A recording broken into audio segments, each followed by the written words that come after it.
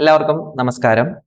നമ്മൾ അഫോറിസംസ് on life എന്ന് പറയുന്ന ടെക്സ്റ്റിനെ ബേസ് ചെയ്തിട്ടുള്ള ക്ലാസ്സിന്റെ മറ്റൊരു സെഷനിലേക്ക് എല്ലാവർക്കും സ്വാഗതം. ഇന്ന് നമ്മൾ മനുഷ്യ പ്രയത്നത്തിന്റെയും ഈശ്വര അനുഗ്രഹത്തിന്റെയും പരസ്പര ബന്ധത്തെക്കുറിച്ചിട്ടാണ് നമ്മൾ പഠിക്കാൻ പോകുന്നത്, നമ്മൾ ചർച്ച ചെയ്യാൻ പോകുന്നത്. ആദ്യം ഞാൻ സൂത്രം ഇവിടെ ഒന്ന് വായിക്കാം. മാനവ പുരുഷാർത്ഥ സിമിതഃ സർവശക്തിമത് ഈശ്വരസ്യ അനുഗ്രഹേണ തു സ ലക്ഷഗുണോ ഭവതി. ഇതാണ് ഇന്നത്തെ സൂത്രം. ഗംഭീരമായിട്ടുള്ള സൂത്രമാണ്. എന്താണ് അതിനർത്ഥം? മനുഷ്യന്റെ പുരുഷാർത്ഥം എന്ന് വെച്ചാൽ മനുഷ്യന്റെ പുരുഷാർത്ഥം ഇവിടെ ഉദ്ദേശിക്കുന്നത് പ്രയത്നം, മനുഷ്യന്റെ എഫേർട്ട്, മനുഷ്യന്റെ ശക്തി, മനുഷ്യന്റെ ലിമിറ്റ്. അതിനെന്തുണ്ട്? ഒരു ലിമിറ്റ് ഉണ്ട്. സിമിതഃ, അതിനൊരു ലിമിറ്റ് ഉണ്ട്, ഒരു ലിമിറ്റഡ് ആണ്. മനുഷ്യന്റെ പ്രയത്നത്തിന് ലിമിറ്റേഷൻ ഉണ്ട്. പക്ഷേ ജീവിതത്തിൽ ആഗ്രഹങ്ങളും ലക്ഷ്യങ്ങളും സഫലീകരിക്കാൻ മനുഷ്യ പ്രയത്നത്തോടൊപ്പം എന്ത് വേണം? സർവശക്തനായ ഈശ്വരന്റെ അനുഗ്രഹം. അങ്ങനെ ഉണ്ടെങ്കിൽ നമ്മൾ ഉദ്ദേശിക്കുന്നതിനേക്കാൾ ഭംഗിയായി 1,000,000 ടൈംസ് അധികം നമ്മൾ നമ്മുടെ ലക്ഷ്യത്തെ സഫലീകരിക്കുന്നു. ഇതാണ് ഇന്നത്തെ വിഷയം. അപ്പൊ മനുഷ്യന്റെ പ്രയത്നത്തിന് അതിരുണ്ട് എന്നുള്ള കാര്യത്തിൽ ആർക്കും സംശയമൊന്നും വേണ്ടതില്ല. മനുഷ്യന്റെ പ്രയത്നത്തിന് അതിരുണ്ട്. അത് ശാസ്ത്രജ്ഞന്മാരാണല്ലോ. മനുഷ്യരിൽ ഏറ്റവും മോട്ടിവേറ്റഡ് ആയിട്ടുള്ളത് ആരാണെന്ന് ചോദിച്ചാൽ സയന്റിസ്റ്റുകളാണ്. അവർ ഇങ്ങനെ സയന്റിസ്റ്റുകൾ എന്ന് പറയുന്ന ഒരു പ്രത്യേകതരം മനുഷ്യരുണ്ട്. അവർ എണ്ണത്തിൽ വളരെ കുറവാണ്, പക്ഷെ അവരാണ് ഈ ലോകത്തെ മുമ്പോട്ട് കൊണ്ടുപോകുന്നത്. പിന്നെ ഋഷിമാർ ആധ്യാത്മിക സത്യങ്ങൾ കണ്ടെത്തിയപ്പോൾ സയന്റിസ്റ്റുകൾ ഭൗതിക സത്യങ്ങൾ കണ്ടെത്തി. ഈ രണ്ടു കൂട്ടരാണ് രണ്ട് ദിശയിൽ അല്ലെങ്കിൽ രണ്ട് തലത്തിൽ, ദിശ എന്ന് പറയുന്നില്ല, രണ്ട് തലത്തിൽ നമ്മളെ മനുഷ്യരാശിയെ മുന്നോട്ട് നയിച്ചത് ഋഷിമാരും ശാസ്ത്രജ്ഞന്മാരും. ശാസ്ത്രജ്ഞന്മാർ ഭൗതിക നിയമങ്ങളിലൂടെ, ഋഷിമാർ ആധ്യാത്മിക നിയമങ്ങളിലൂടെ. രണ്ടുപേർ നമ്മുടെ ജീവിതത്തെ മുമ്പോട്ട് കൊണ്ടുപോയിട്ടുണ്ട്. അപ്പൊ ഇതില് സയന്റിസ്റ്റുകൾ പറയുന്ന ഒരു കാര്യമുണ്ട്.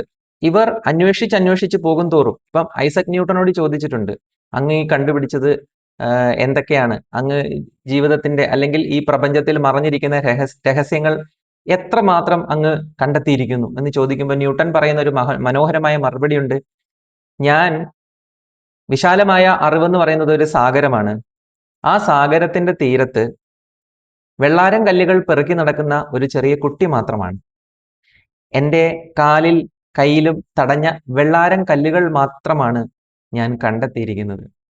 ഒരു സാഗരം തന്നെ അവിടെ അജ്ഞേയമായി തുടരുന്നു, അൺനോവബിൾ ആയി തുടരുന്നു എന്നാണ് ഐസക് ന്യൂട്ടൻ പറയുന്നത്. അദ്ദേഹത്തിന്റെ പ്രശസ്തമായ ഒരു ഏറ്റുപറച്ചിലാണത്, അതൊരു കൺഫെഷനാണ്.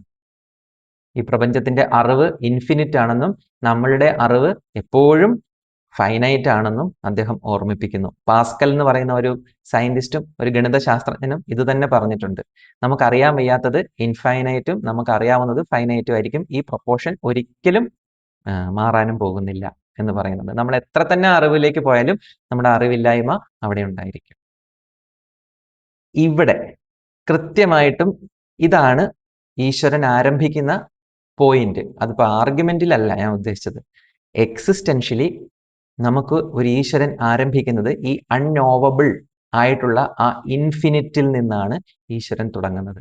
നമ്മൾ എത്ര തന്നെ അറിഞ്ഞാലും, നമ്മൾ എത്ര തന്നെ മുന്നോട്ട് പോയാലും, നമ്മൾ ഒന്നുമല്ല എന്ന് ഓർമ്മിപ്പിച്ചുകൊണ്ട് ഈ പ്രപഞ്ചം ഇവിടെയുണ്ട്. നമ്മൾ ഒന്നുമല്ല എന്ന് ഓർമ്മിപ്പിച്ചുകൊണ്ട് ആയുസ്സും ടൈമും സ്പേസും മാറ്ററും ഇവിടെയുണ്ട്. കൃത്യമായും ആ തിരിച്ചറിവിൽ നിന്നാണ് എന്താരംഭിക്കുന്നത്? ഇൻഫൈനൈറ്റ് ആയിട്ടുള്ള ഒരു എക്സിസ്റ്റൻസ് ആരംഭിക്കുന്നത്. അതിനെയാണ് നമ്മൾ ഈശ്വരൻ എന്ന് പറയുന്നത്. അപ്പോൾ ഇനി ഞാനും ഇതും വേറെ വേറെയാണോ? അങ്ങനെ വിചാരിച്ചാൽ തെറ്റി. ഞാനും ഇത് വേറെയല്ല. നമ്മൾ ഇപ്പോൾ വിചാരിക്കേണ്ടത് ഞാൻ അതിൻ്റെ ഒരു ഭാഗമാണ് എന്നുള്ളതാണ്. ഞാൻ അംശവും അത് പൂർണ്ണവുമാണ്. ഞാൻ ഈ പ്രപഞ്ചത്തിന്റെ ഒരു അംശമാണ്. ഈ പ്രപഞ്ചം എൻ്റെ പൂർണ്ണതയാണ്. That is the wholeness. ഞാൻ എന്താണ്? അതിൻ്റെ ഒരു അംശമാണ്, ഒരു പാർട്ട് മാത്രമാണ്. പക്ഷെ ഒരു തുള്ളി ഒരു കടലിൽ ലയിക്കുന്നത് പോലെ എനിക്ക് അതിൽ ലയിച്ചു തരാൻ സാധിക്കും. അല്ലെങ്കിൽ ഒരു തുള്ളി കടലായിരിക്കുന്നത് പോലെ ഞാൻ ഇപ്പോൾ തന്നെ ആ കടലാണ്. ഇതാണ് ഒരു സ്പിരിച്വൽ പെർസ്പെക്റ്റീവ്. ശരി, അപ്പൊ ഇവിടെ പറയുന്നത് മനുഷ്യ പുരുഷാർത്ഥങ്ങൾക്ക് എന്തുണ്ട്? അതിരുകളുണ്ട്. അപ്പൊ ഇതെന്താണ് നമ്മളെ കൊണ്ടുവരേണ്ടത്? ഐസക് ന്യൂട്ടണിൽ കണ്ടതുപോലെയുള്ള ഒരു ഹ്യൂമിലിറ്റിയാണ് നമ്മളിൽ കൊണ്ടുവരേണ്ടത്. എപ്പോഴും നമുക്ക് ഉറപ്പിക്കാവുന്ന ചില ഗുണങ്ങളുണ്ട് മനസ്സിൽ. നമുക്ക് നന്മ മാത്രം കൊണ്ടുവരുമെന്ന്, നമുക്ക് മനസമാധാനം മാത്രം കൊണ്ടുവരുമെന്ന് എനിക്ക് ഉറപ്പിച്ചു പറയാൻ സാധിക്കുന്ന ചില വികാരങ്ങളുണ്ട്. അതിലൊന്ന് കൃതജ്ഞതയാണ്, രണ്ട് ഹ്യൂമിലിറ്റിയാണ്, വിനയമാണ്. നമ്മൾ വിനയം ശരിക്കും വരണം, അല്ലാതെ വിനയകുനയനാവരുത്. നമ്മൾ പെരുമാറ്റത്തിൽ വിനയകുനയനാകുകയും ഉള്ളിൽ ഈഗോയിസ്റ്റിക് ആയിരിക്കുകയും ചെയ്യുന്നതല്ല ഉദ്ദേശിക്കുന്നത്. ഒരു വാക്കും പറയണ്ട, പക്ഷെ ഉള്ളിന്റെ ഉള്ളിൽ നമ്മൾ അറിഞ്ഞാൽ മതി, ഞാൻ എന്താണ്, ഞാൻ വളരെ ഫൈനൈറ്റ് ആണ്, ഈ വിശ്വം, ഈ ലോകം ഇൻഫൈനൈറ്റ് ആണ്, ഈ യൂണിവേഴ്സ് ഇമ്മെഷറബിൾ ആണ്, ബൗണ്ട്ലെസ് ആണ്, ഞാനെന്ന് പറഞ്ഞാൽ മെഷർ ചെയ്യാൻ പറ്റുന്ന ഒരു ചെറിയ ബീയിങ് ആണ് എന്നുള്ള ആ കാര്യം നമ്മളിൽ ഉണ്ടായാൽ മതി. ആ ഓർമ്മ തന്നെ നമ്മളിൽ ഹ്യൂമിലിറ്റി കൊണ്ടുവരും. കാര്യങ്ങളെ എല്ലാം ഒരു വലിയ പിക്ചറിലേക്ക് എടുത്തു വെച്ചാൽ തന്നെ ഹ്യൂമിലിറ്റി വരും, താനേ വരും. കാര്യങ്ങളെ അതിന്റെ യഥാർത്ഥത്തിൽ കാണുന്നതിന് ഒരു വലിയ പിക്ചർ ഉണ്ടാക്കി വെക്കുക മനസ്സിൽ, താനേ വരും ഹ്യൂമിലിറ്റി. ഇനി ഇത് ഐൻസ്റ്റീനോട് ചോദിക്കുന്നുണ്ട് ഈ ചോദ്യം. ഐൻസ്റ്റീനോട് ചോദിക്കുമ്പോൾ ഐൻസ്റ്റീൻ പൊതുവെ അങ്ങനെ ഈശ്വരന് ഫുൾ മാർക്ക് കൊടുക്കില്ല. ഐൻസ്റ്റീൻ ഈശ്വരനെ കുറിച്ച് സാധാരണ, ഐസക് ന്യൂട്ടൺ തികഞ്ഞ മതവിശ്വാസിയായിരുന്നു, ഐൻസ്റ്റീൻ അങ്ങനെ ആയിരുന്നില്ല. പക്ഷെ ഐൻസ്റ്റീൻ നിഷേധിയായിരുന്നോ? അദ്ദേഹം ഒരു എത്തീസ്റ്റ് ആയിരുന്നോ? ഡെഫിനറ്റ്ലി നോ, ഒരിക്കലും അല്ല. അദ്ദേഹം ഒരിക്കലും ഒരു നിരീശ്വരവാദി ആയിരുന്നില്ല. അദ്ദേഹം എക്സിസ്റ്റൻസിനെ കുറിച്ച് അദ്ദേഹത്തിന് റെസ്പെക്ട് തന്നെ ഉണ്ടായിരുന്നത്. അദ്ദേഹത്തിന് അറിയാം, ഈ ശരിക്കും ഉള്ളിലേക്ക് കയറി പോകുന്ന ഒരു സയന്റിസ്റ്റിന് മനസ്സിലാകും ഇത് പിടികിട്ടാൻ പറ്റാത്തൊരു സംഗതിയാണ്, ഇത് ഒരിക്കലും പിടിതരാത്ത വിധം വഴുതി മാറിക്കൊണ്ടിരിക്കുന്ന ഒരു സംഗതിയാണെന്ന് മനസ്സിലാകും. അപ്പൊ ഐൻസ്റ്റീൻ പറഞ്ഞത്, ഞാനിപ്പോൾ തിയറി ഓഫ് റിലേറ്റിവിറ്റി കണ്ടെത്തി എന്നുള്ളത് ശരിയാണ്, പക്ഷേ അത് എന്റെ മാത്രം കഴിവായിട്ട് എടുക്കരുത്, എന്റെ പൂർവികരുടെ തോളിൽ നിന്നുകൊണ്ടാണ് ഞാനത് കണ്ടെത്തിയത്. ഇത് മറ്റൊരു തരം കൃതജ്ഞതയാണ്. ആദ്യത്തേത് ഈശ്വരനെ കുറിച്ചിട്ടുള്ള ഓർമ്മയാണെങ്കിൽ, ഇത് നമുക്ക് മുമ്പ് കടന്നുപോയ മനുഷ്യരുടെ ചുമലിൽ നിന്നുകൊണ്ടാണ് എനിക്ക് നോക്കാൻ സാധിച്ചത്. അവരുടെ ചുമലിൽ നിന്നുകൊണ്ട് നോക്കിയപ്പോഴാണ് ഞാൻ തിയറി ഓഫ് റിലേറ്റിവിറ്റി എന്ന് പറയുന്ന അപൂർവങ്ങളിൽ അപൂർവമായ ഒരു നിയമത്തെ, പ്രപഞ്ച നിയമത്തെ ഞാൻ അൺകവർ ചെയ്തത്. ഇത് മറ്റൊരു തരം ഹ്യൂമിലിറ്റിയാണ്, ഇത് മറ്റൊരു തരം കൃതജ്ഞതയാണ്. അത് ഐൻസ്റ്റീൻ ഉണ്ടായിരുന്നു. രണ്ടുപേരും ശരിക്കും ഹ്യൂമിലിറ്റിയിലും കൃതജ്ഞതയിലും തന്നെയാണ് നിലയുറപ്പിച്ചിരിക്കുന്നത്. രണ്ടുപേരും രണ്ട് തരത്തിലാണ് അത് എക്സ്പ്രസ് ചെയ്യുന്നത്. ഒരാൾ ഈശ്വരനിലേക്കും മറ്റൊരാൾ ഭൂതകാലത്തിലേക്കും, അനന്തമായ ഭൂതകാലത്തിലേക്കുമാണ് വിരൽ ചൂണ്ടുന്നത്. എങ്ങനെയായാലും അത് നമുക്കുണ്ടായിരിക്കണം. ഈ ഇതിനകത്ത് പറയുന്നത് എന്താണ്? രണ്ടാമത് പറഞ്ഞേക്കണം എന്താണ്? സർവശക്തിമത് ഈശ്വരസ്യ അനുഗ്രഹേണ ലക്ഷഗുണോ ഭവതി, സ ലക്ഷഗുണോ ഭവതി. സർവശക്തിമാനായ ഒരു ഈശ്വരൻ കൂടെ ചേരുമ്പോഴാണ് മനുഷ്യ പ്രയത്നം ലക്ഷഗുണം ഭവിക്കുന്നത്. ശതഗുണം പോലും അല്ല, മില്യൺ ടൈംസ് അത് ബെറ്റർ ആവുന്നത്, മില്യൺ ടൈംസ് അത് ഫലവത്താകുന്നത് ഈശ്വര അനുഗ്രഹം കൂടി വരുമ്പോഴാണ്. നമ്മുടെ പുരാണത്തില് ഒരു കഥയുണ്ട്, വിഷ്ണു പുരാണം അന്നാണ് എൻ്റെ ഓർമ്മ. രാമകൃഷ്ണദേവനൊക്കെ എപ്പോഴും പറയാറുള്ള ഒരു കഥയാണ്, എനിക്കിഷ്ടമുള്ള കഥയാണ്. അമ്മ പക്ഷി കടലിന്റെ തീരത്ത് മുട്ടയിട്ടു. കടലിന്റെ തീരത്ത് ഒരു കുഴിയൊക്കെ കുഴിച്ച് മുട്ടയിട്ടു. എന്നിട്ടിത് തീറ്റയ്ക്ക് വേണ്ടി പോയി, തീറ്റ എടുക്കാൻ പോയി. ഈ സമയത്ത് തിരമാല വന്ന് ഈ മുട്ടയെല്ലാം കൂടെ വാഷ് ചെയ്ത് കൊണ്ടുപോയി. മുട്ടയെല്ലാം ഈ തിരമാലയിൽ പോയി. അമ്മ പക്ഷി തിരികെ വന്നപ്പോൾ എന്താ കാണുന്നത്? തന്റെ മുട്ടയെല്ലാം തിര എടുത്തോണ്ട് പോയി. അമ്മ പക്ഷി കോപം കൊണ്ട്, ധാർമ്മിക രോഷം കൊണ്ട് വിറച്ചു. എന്നിട്ട് കടലിനോട് പറഞ്ഞു, എന്റെ മുട്ട തിരികെ തരൂന്ന് പറഞ്ഞു. കടലിന് ഒരു റെസ്പോൺസും ഇല്ല. അമ്മ പക്ഷി ഒരു പ്രതിജ്ഞ എടുത്തു, എന്റെ മുട്ട എടുത്തോണ്ട് പോയ ഈ കടൽ ഞാൻ എന്ത് ചെയ്യാൻ പോവാണ്? വറ്റിക്കാൻ പോവുകയാണെന്ന് പറഞ്ഞു. പ്രതിജ്ഞ എടുത്തു, ഈ കടൽ ഞാൻ വറ്റിച്ചിരിക്കുന്നു. അമ്മ പക്ഷിയുടെ ദൃഢപ്രതിജ്ഞയാണ്. അമ്മ പക്ഷി രണ്ടാമതൊന്നും വിചാരിച്ചില്ല, നേരെ പോയ ഒരു പുല്ലിന്റെ നാമ്പ് കൊത്തിയെടുത്തു. എന്നിട്ട് ആ നാമ്പ് കൊണ്ട് കടലിൽ മുക്കി. എന്നിട്ട് അതുമായിട്ട് പറന്നു പോയിട്ട് അത് കുടയും. അത് കുടയുമ്പോൾ ഒന്നോ രണ്ടോ തുള്ളി തെറിക്കും. അമ്മ പക്ഷി എന്താണ് ചെയ്യുന്നത്? ഈ പുൽനാമ്പിൽ കടൽ വെള്ളം എടുത്ത് വറ്റിച്ചുകൊണ്ടിരിക്കുകയാണ്. ഒന്നോ രണ്ടോ തുള്ളികളായി കൊണ്ടുവന്ന് കുടഞ്ഞു കളയും. അപ്പൊ അത്രയും കുറഞ്ഞു. വീണ്ടും വന്ന് വെള്ളത്തിൽ മുക്കും, കൊണ്ടുവന്ന് കുടയും. അപ്പൊ വീണ്ടും 2-3 തുള്ളി കുറഞ്ഞു. ഇങ്ങനെ തുള്ളി തുള്ളിയായി ഈ കടലിനെ വറ്റിച്ചുകൊണ്ടിരിക്കുകയാണ് നമ്മുടെ അമ്മ പക്ഷി. കുറച്ചു കഴിഞ്ഞപ്പോൾ മറ്റുള്ള പക്ഷികൾ വന്നിട്ട് ചോദിച്ചു, എന്താ പ്രശ്നം, എന്താണ് ഇവിടെ സംഭവിക്കുന്നതെന്ന് ചോദിച്ചു. അപ്പൊ ഈ അമ്മ പക്ഷി പറഞ്ഞു, എൻ്റെ മുട്ട എടുത്തോണ്ട് പോയി എന്ന് പറഞ്ഞു. ആ മുട്ട തിരികെ തരാതിരുന്നാൽ ഈ കടല് ഞാൻ വറ്റിക്കുമെന്ന് പ്രതിജ്ഞ എടുത്തിട്ടുണ്ടെന്ന് പറഞ്ഞു. അതോടുകൂടി മറ്റു പക്ഷികളും ഈ അമ്മ പക്ഷിയോടൊപ്പം ചേർന്നു. അങ്ങനെ ഒരു 10-25 പക്ഷികൾ പുൽനാമ്പും എടുത്ത് കടല് വറ്റിക്കുന്നു. ഗംഭീരമായ കടൽ വറ്റിക്കൽ യജ്ഞം. ഈ സമയത്ത് ആര് വരുന്നു? നാരദ മഹർഷി അതുവഴി പോവുകയാണ്. നാരദ മഹർഷിക്ക് കണ്ടപ്പോഴേ എന്തോ വശപ്പശക് തോന്നി. കുറേ കടലിലേക്ക് പോകുന്നു, തിരിച്ചു വരുന്നു, കടലിലേക്ക് പോകുന്നു, തിരിച്ചു വരുന്നു. മഹർഷി അടുത്ത് നിന്ന് ഒരു പക്ഷിയോട് ചോദിച്ചു, എന്താ ഇവിടെ സംഭവിക്കുന്നത്? എന്താണ് നിങ്ങളുടെ പ്രശ്നം എന്ന് ചോദിച്ചു. കണ്ടില്ലേ, അമ്മ പക്ഷിയുടെ മുട്ട മുഴുവൻ കടലെടുത്തോണ്ട് പോയി. അതിന്റെ പ്രതികാരത്തിനായിട്ട് ഈ കടല് വറ്റിക്കുമെന്ന് ഞങ്ങൾ പ്രതിജ്ഞ എടുത്തിരിക്കുകയാണ്. ഞങ്ങളിപ്പോ കടല് വറ്റിച്ചുകൊണ്ടിരിക്കുകയാണ്. നാരദ മഹർഷി അമ്പരന്ന് പോയി ഈ പ്രവൃത്തി കണ്ട്. മഹർഷി നേരെ വൈകുണ്ഠത്തിലെത്തി, വിഷ്ണുവിന്റെ അടുത്തെത്തി. വിഷ്ണുവിന്റെ അടുത്തെത്തിയിട്ട് പറഞ്ഞു, ഇങ്ങനെ ഒരു സംഭവം ഭൂമിയിൽ നടക്കുന്നുണ്ട്. ഒരമ്മ പക്ഷിയുടെ മുട്ട കടലെടുത്തോണ്ട് പോയി. അതിന്റെ പ്രതികാരമായിട്ട് അവർ കടല് വറ്റിച്ചുകൊണ്ടിരിക്കുകയാണ്. പക്ഷെ അവർക്ക് ഉറച്ച വിശ്വാസമുണ്ട്. അവർ നിർത്താതെ പ്രയത്നിച്ചുകൊണ്ടിരിക്കുകയാണ്. എനിക്ക് തോന്നുന്നു ഈ പ്രയത്നത്തിനിടയിൽ അവർ ചിലപ്പോൾ മരിച്ചു പോയേക്കാം.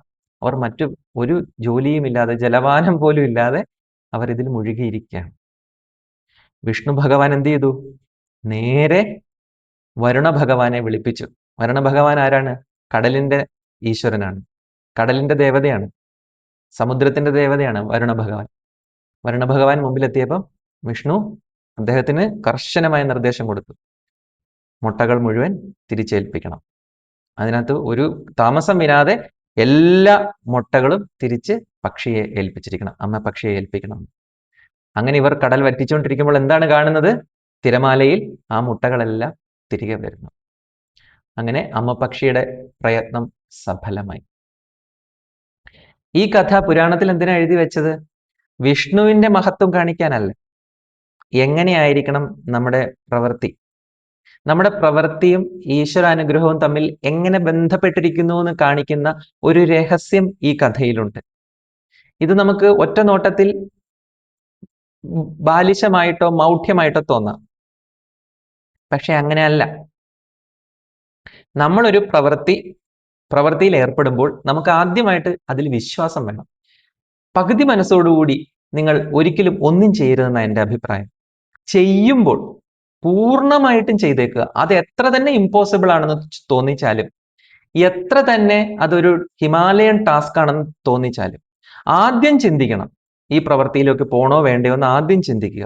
ചിന്തിച്ച് അത് നിങ്ങൾക്ക് നിങ്ങളുടെ ജീവിതത്തിന് വളരെ അനിവാര്യമാണ് എന്ന് തീരുമാനിച്ചു കഴിഞ്ഞാൽ ആ പ്രവൃത്തി ആരംഭിക്കുക. പ്രവൃത്തി ആരംഭിച്ചു കഴിഞ്ഞാൽ പിന്നെ ചിന്തിക്കരുത്, പിന്നെ അതിൽ മുമ്പോട്ട് പോവുക. കലപ്പയിൽ കൈവച്ചിട്ട് തിരിഞ്ഞു നോക്കരുതെന്ന് പറയും വേദഗ്രന്ഥങ്ങളിൽ. എന്താണ് കലപ്പയിൽ കൈവയ്ക്കുക എന്ന് പറഞ്ഞാൽ? നമ്മൾ പാടശേഖരങ്ങളിലേക്ക് ഉഴുവാനായിട്ട് ഇറങ്ങിക്കഴിഞ്ഞു, ഒരു വലിയ പ്രവൃത്തിയെ തുടങ്ങിക്കഴിഞ്ഞു. ഇനി തിരിഞ്ഞു നോക്കരുത്. ഇനി തിരിഞ്ഞു നോക്കിക്കഴിഞ്ഞാൽ അതിനർത്ഥം എന്താണ്? തിരിഞ്ഞു നോക്കുന്നവൻ ഒരിക്കലും ഫലപ്രാപ്തിയിൽ എത്തില്ല. അതുകൊണ്ട് തന്നെ വലിയ വലിയ ഇന്റർവ്യൂവിൽ, ഇനി നിങ്ങൾ ഇന്റർവ്യൂ ഒക്കെ അറ്റൻഡ് ചെയ്യാൻ പോകുന്നവർ ശ്രദ്ധിച്ചോളൂ, വലിയ വലിയ ഇന്റർവ്യൂവിൽ ഒരു വലിയ മുറിയുടെ നടുക്കായിരിക്കും ഇന്റർവ്യൂ ബോർഡ് സെറ്റ് ചെയ്യുക, അല്ലെങ്കിൽ ആ ഒരു മുറിയുടെ എൻഡിലായിരിക്കും അത് സെറ്റ് ചെയ്യുക. എന്തിനാണെന്ന് വെച്ചാൽ വാതിൽ തുറന്ന് നിങ്ങൾ വരുന്നത് അവർക്ക് ശ്രദ്ധിക്കാൻ വേണ്ടിയിട്ടാണ്. നിങ്ങളുടെ ഓരോ ചലനവും അവർ ശ്രദ്ധിക്കും. നിങ്ങൾ നടന്നു വരുന്ന രീതി, നിങ്ങൾ നെർവസ് ആണോ അല്ലയോ എന്നുള്ളത് അറിയാനുള്ള ബോഡി ലാംഗ്വേജസ്, ഇതൊക്കെ വീക്ഷിക്കാനുള്ള സമയമാണ് ഈ വലിയ മുറിയിലെ ഇന്റർവ്യൂ. അവിടെ കൊണ്ടും കഴിഞ്ഞില്ല, ഇന്റർവ്യൂ കഴിഞ്ഞ് നിങ്ങൾ തിരികെ പോകുമ്പോഴുള്ള നിങ്ങളുടെ ഓരോ ചലനവും അവിടെ ശ്രദ്ധിക്കപ്പെടും. അതിന് അവിടെ ചെന്ന് നിങ്ങൾ ഒരിക്കലെങ്കിലും തിരിഞ്ഞു നോക്കിയാൽ ഒരു നെഗറ്റീവ് മാർക്ക് വീണിരിക്കും. ഒരിക്കലും തിരിഞ്ഞു നോക്കരുത്. നമ്മൾ ഇന്റർവ്യൂ പൂർത്തീകരിച്ചു, അവർക്ക് നന്ദി പറഞ്ഞു, ഷേക്ക് ഹാൻഡ് ചെയ്തു, നമ്മൾ തിരികെ നടന്നു.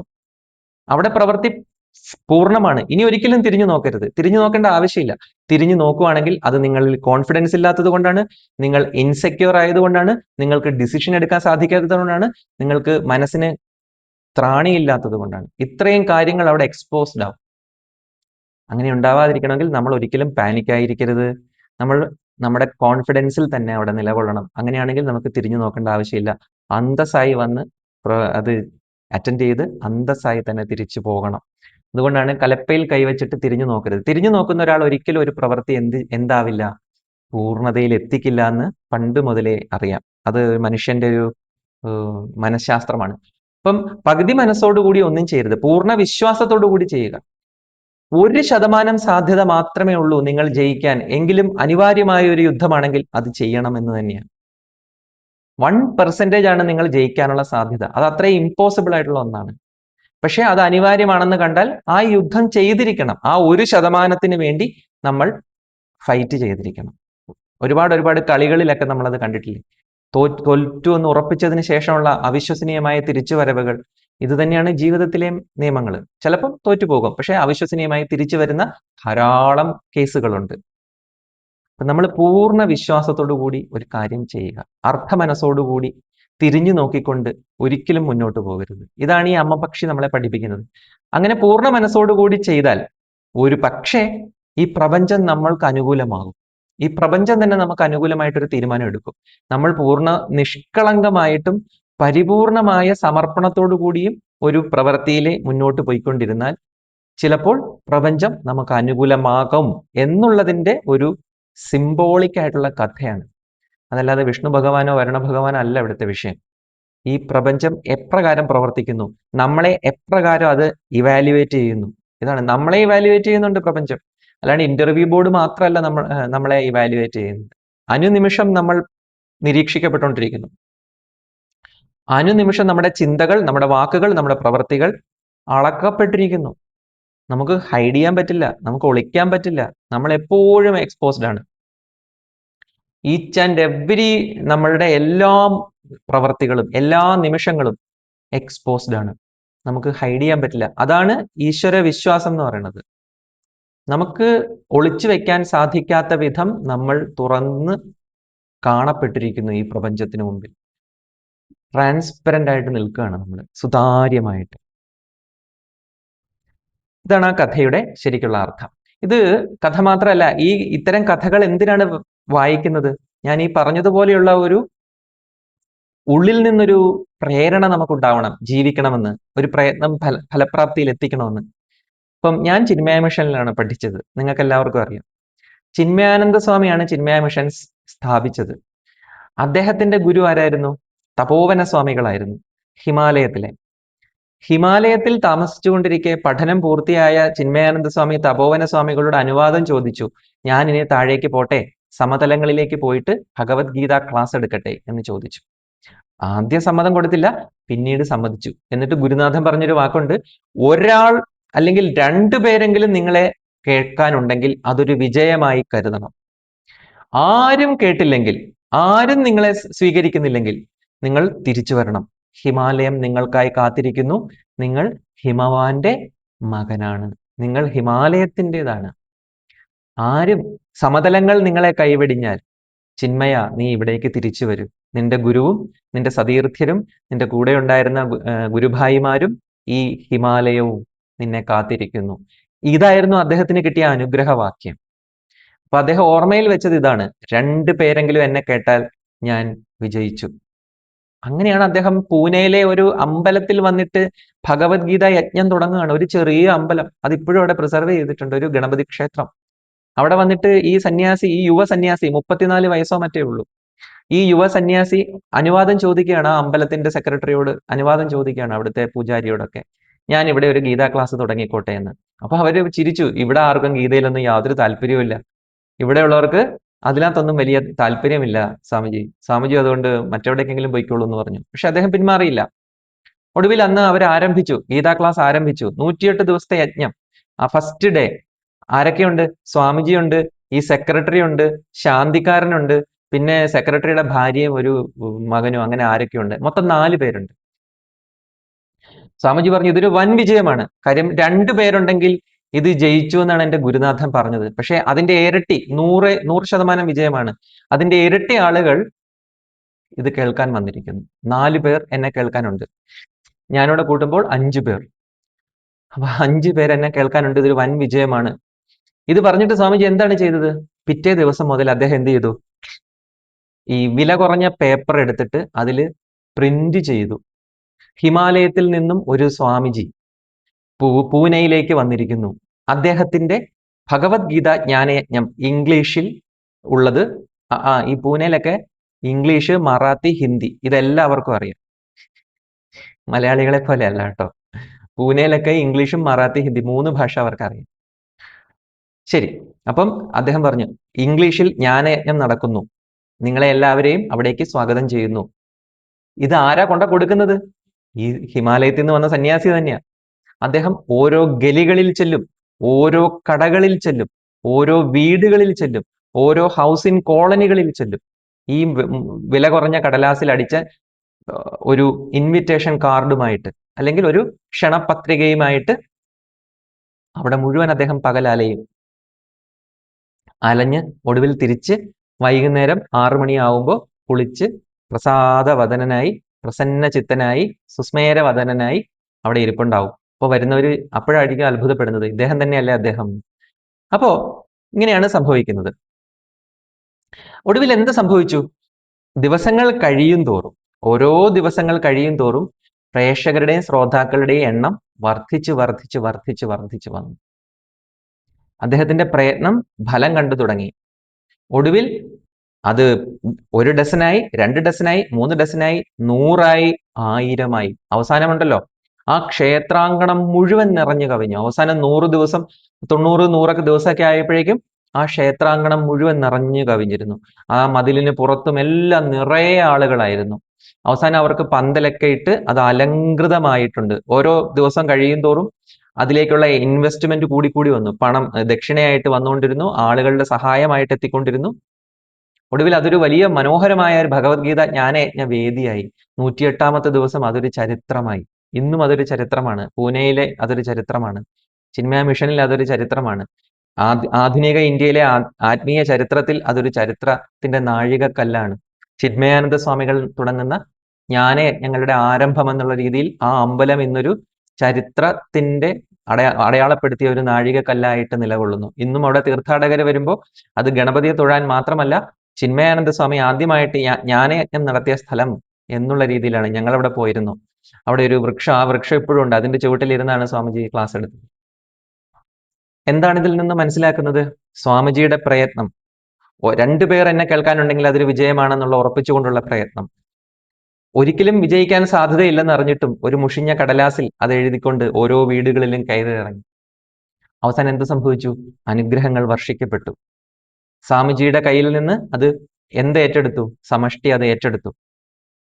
നാനാഭാഗത്തു നിന്ന് ആളുകൾ എത്തിച്ചേർന്നു. വിദ്യാസമ്പന്നർ എത്തിച്ചേർന്നു, വിദ്യാർത്ഥികൾ എത്തിച്ചേർന്നു, ബിസിനസ്സുകാർ എത്തിച്ചേർന്നു, മിഡിൽ ക്ലാസ്സും ലോവർ ക്ലാസ്സും അപ്പർ മിഡിൽ ക്ലാസ്സും എല്ലാം, പൂനെയുടെ എല്ലാ മനുഷ്യരും അവിടേക്ക് എത്തിച്ചേരുന്നു. അങ്ങനെ പുതിയൊരു സംസ്കാരം തന്നെ അവിടെ ആരംഭിച്ചു. ഒരുപക്ഷെ 50കൾ മുതൽ ഒരു 70കൾ 80കൾ വരെ ഇന്ത്യയിൽ ആ ഒരു കൊടുങ്കാറ്റ് പോലെ ആഞ്ഞു വീശി എന്ത്? ഭഗവത്ഗീത ജ്ഞാനയജ്ഞങ്ങൾ ചിന്മയാനന്ദ സ്വാമിയുടെ. പിന്നീട് നടന്നതൊക്കെ നിങ്ങൾക്ക് കാണാം. അതിന്റെ ഇപ്പോഴും ചിന്മയ മിഷൻ ഉണ്ട്. ലോകം വേൾഡ് വൈഡ് ആയിട്ട് ചിന്മയ മിഷൻ നിലനിൽക്കുന്നു. എല്ലാത്തിന്റെയും തുടക്കം അവിടെ നിന്നായിരുന്നു. അപ്പൊ ഇതാണ് നമ്മൾ മനസ്സിലാക്കേണ്ടത്. അപ്പം ഈശ്വരനോടുള്ള ഇതാണ് നമുക്ക് വിശ്വാസം വേണം, അടിയുറച്ച വിശ്വാസം വേണം.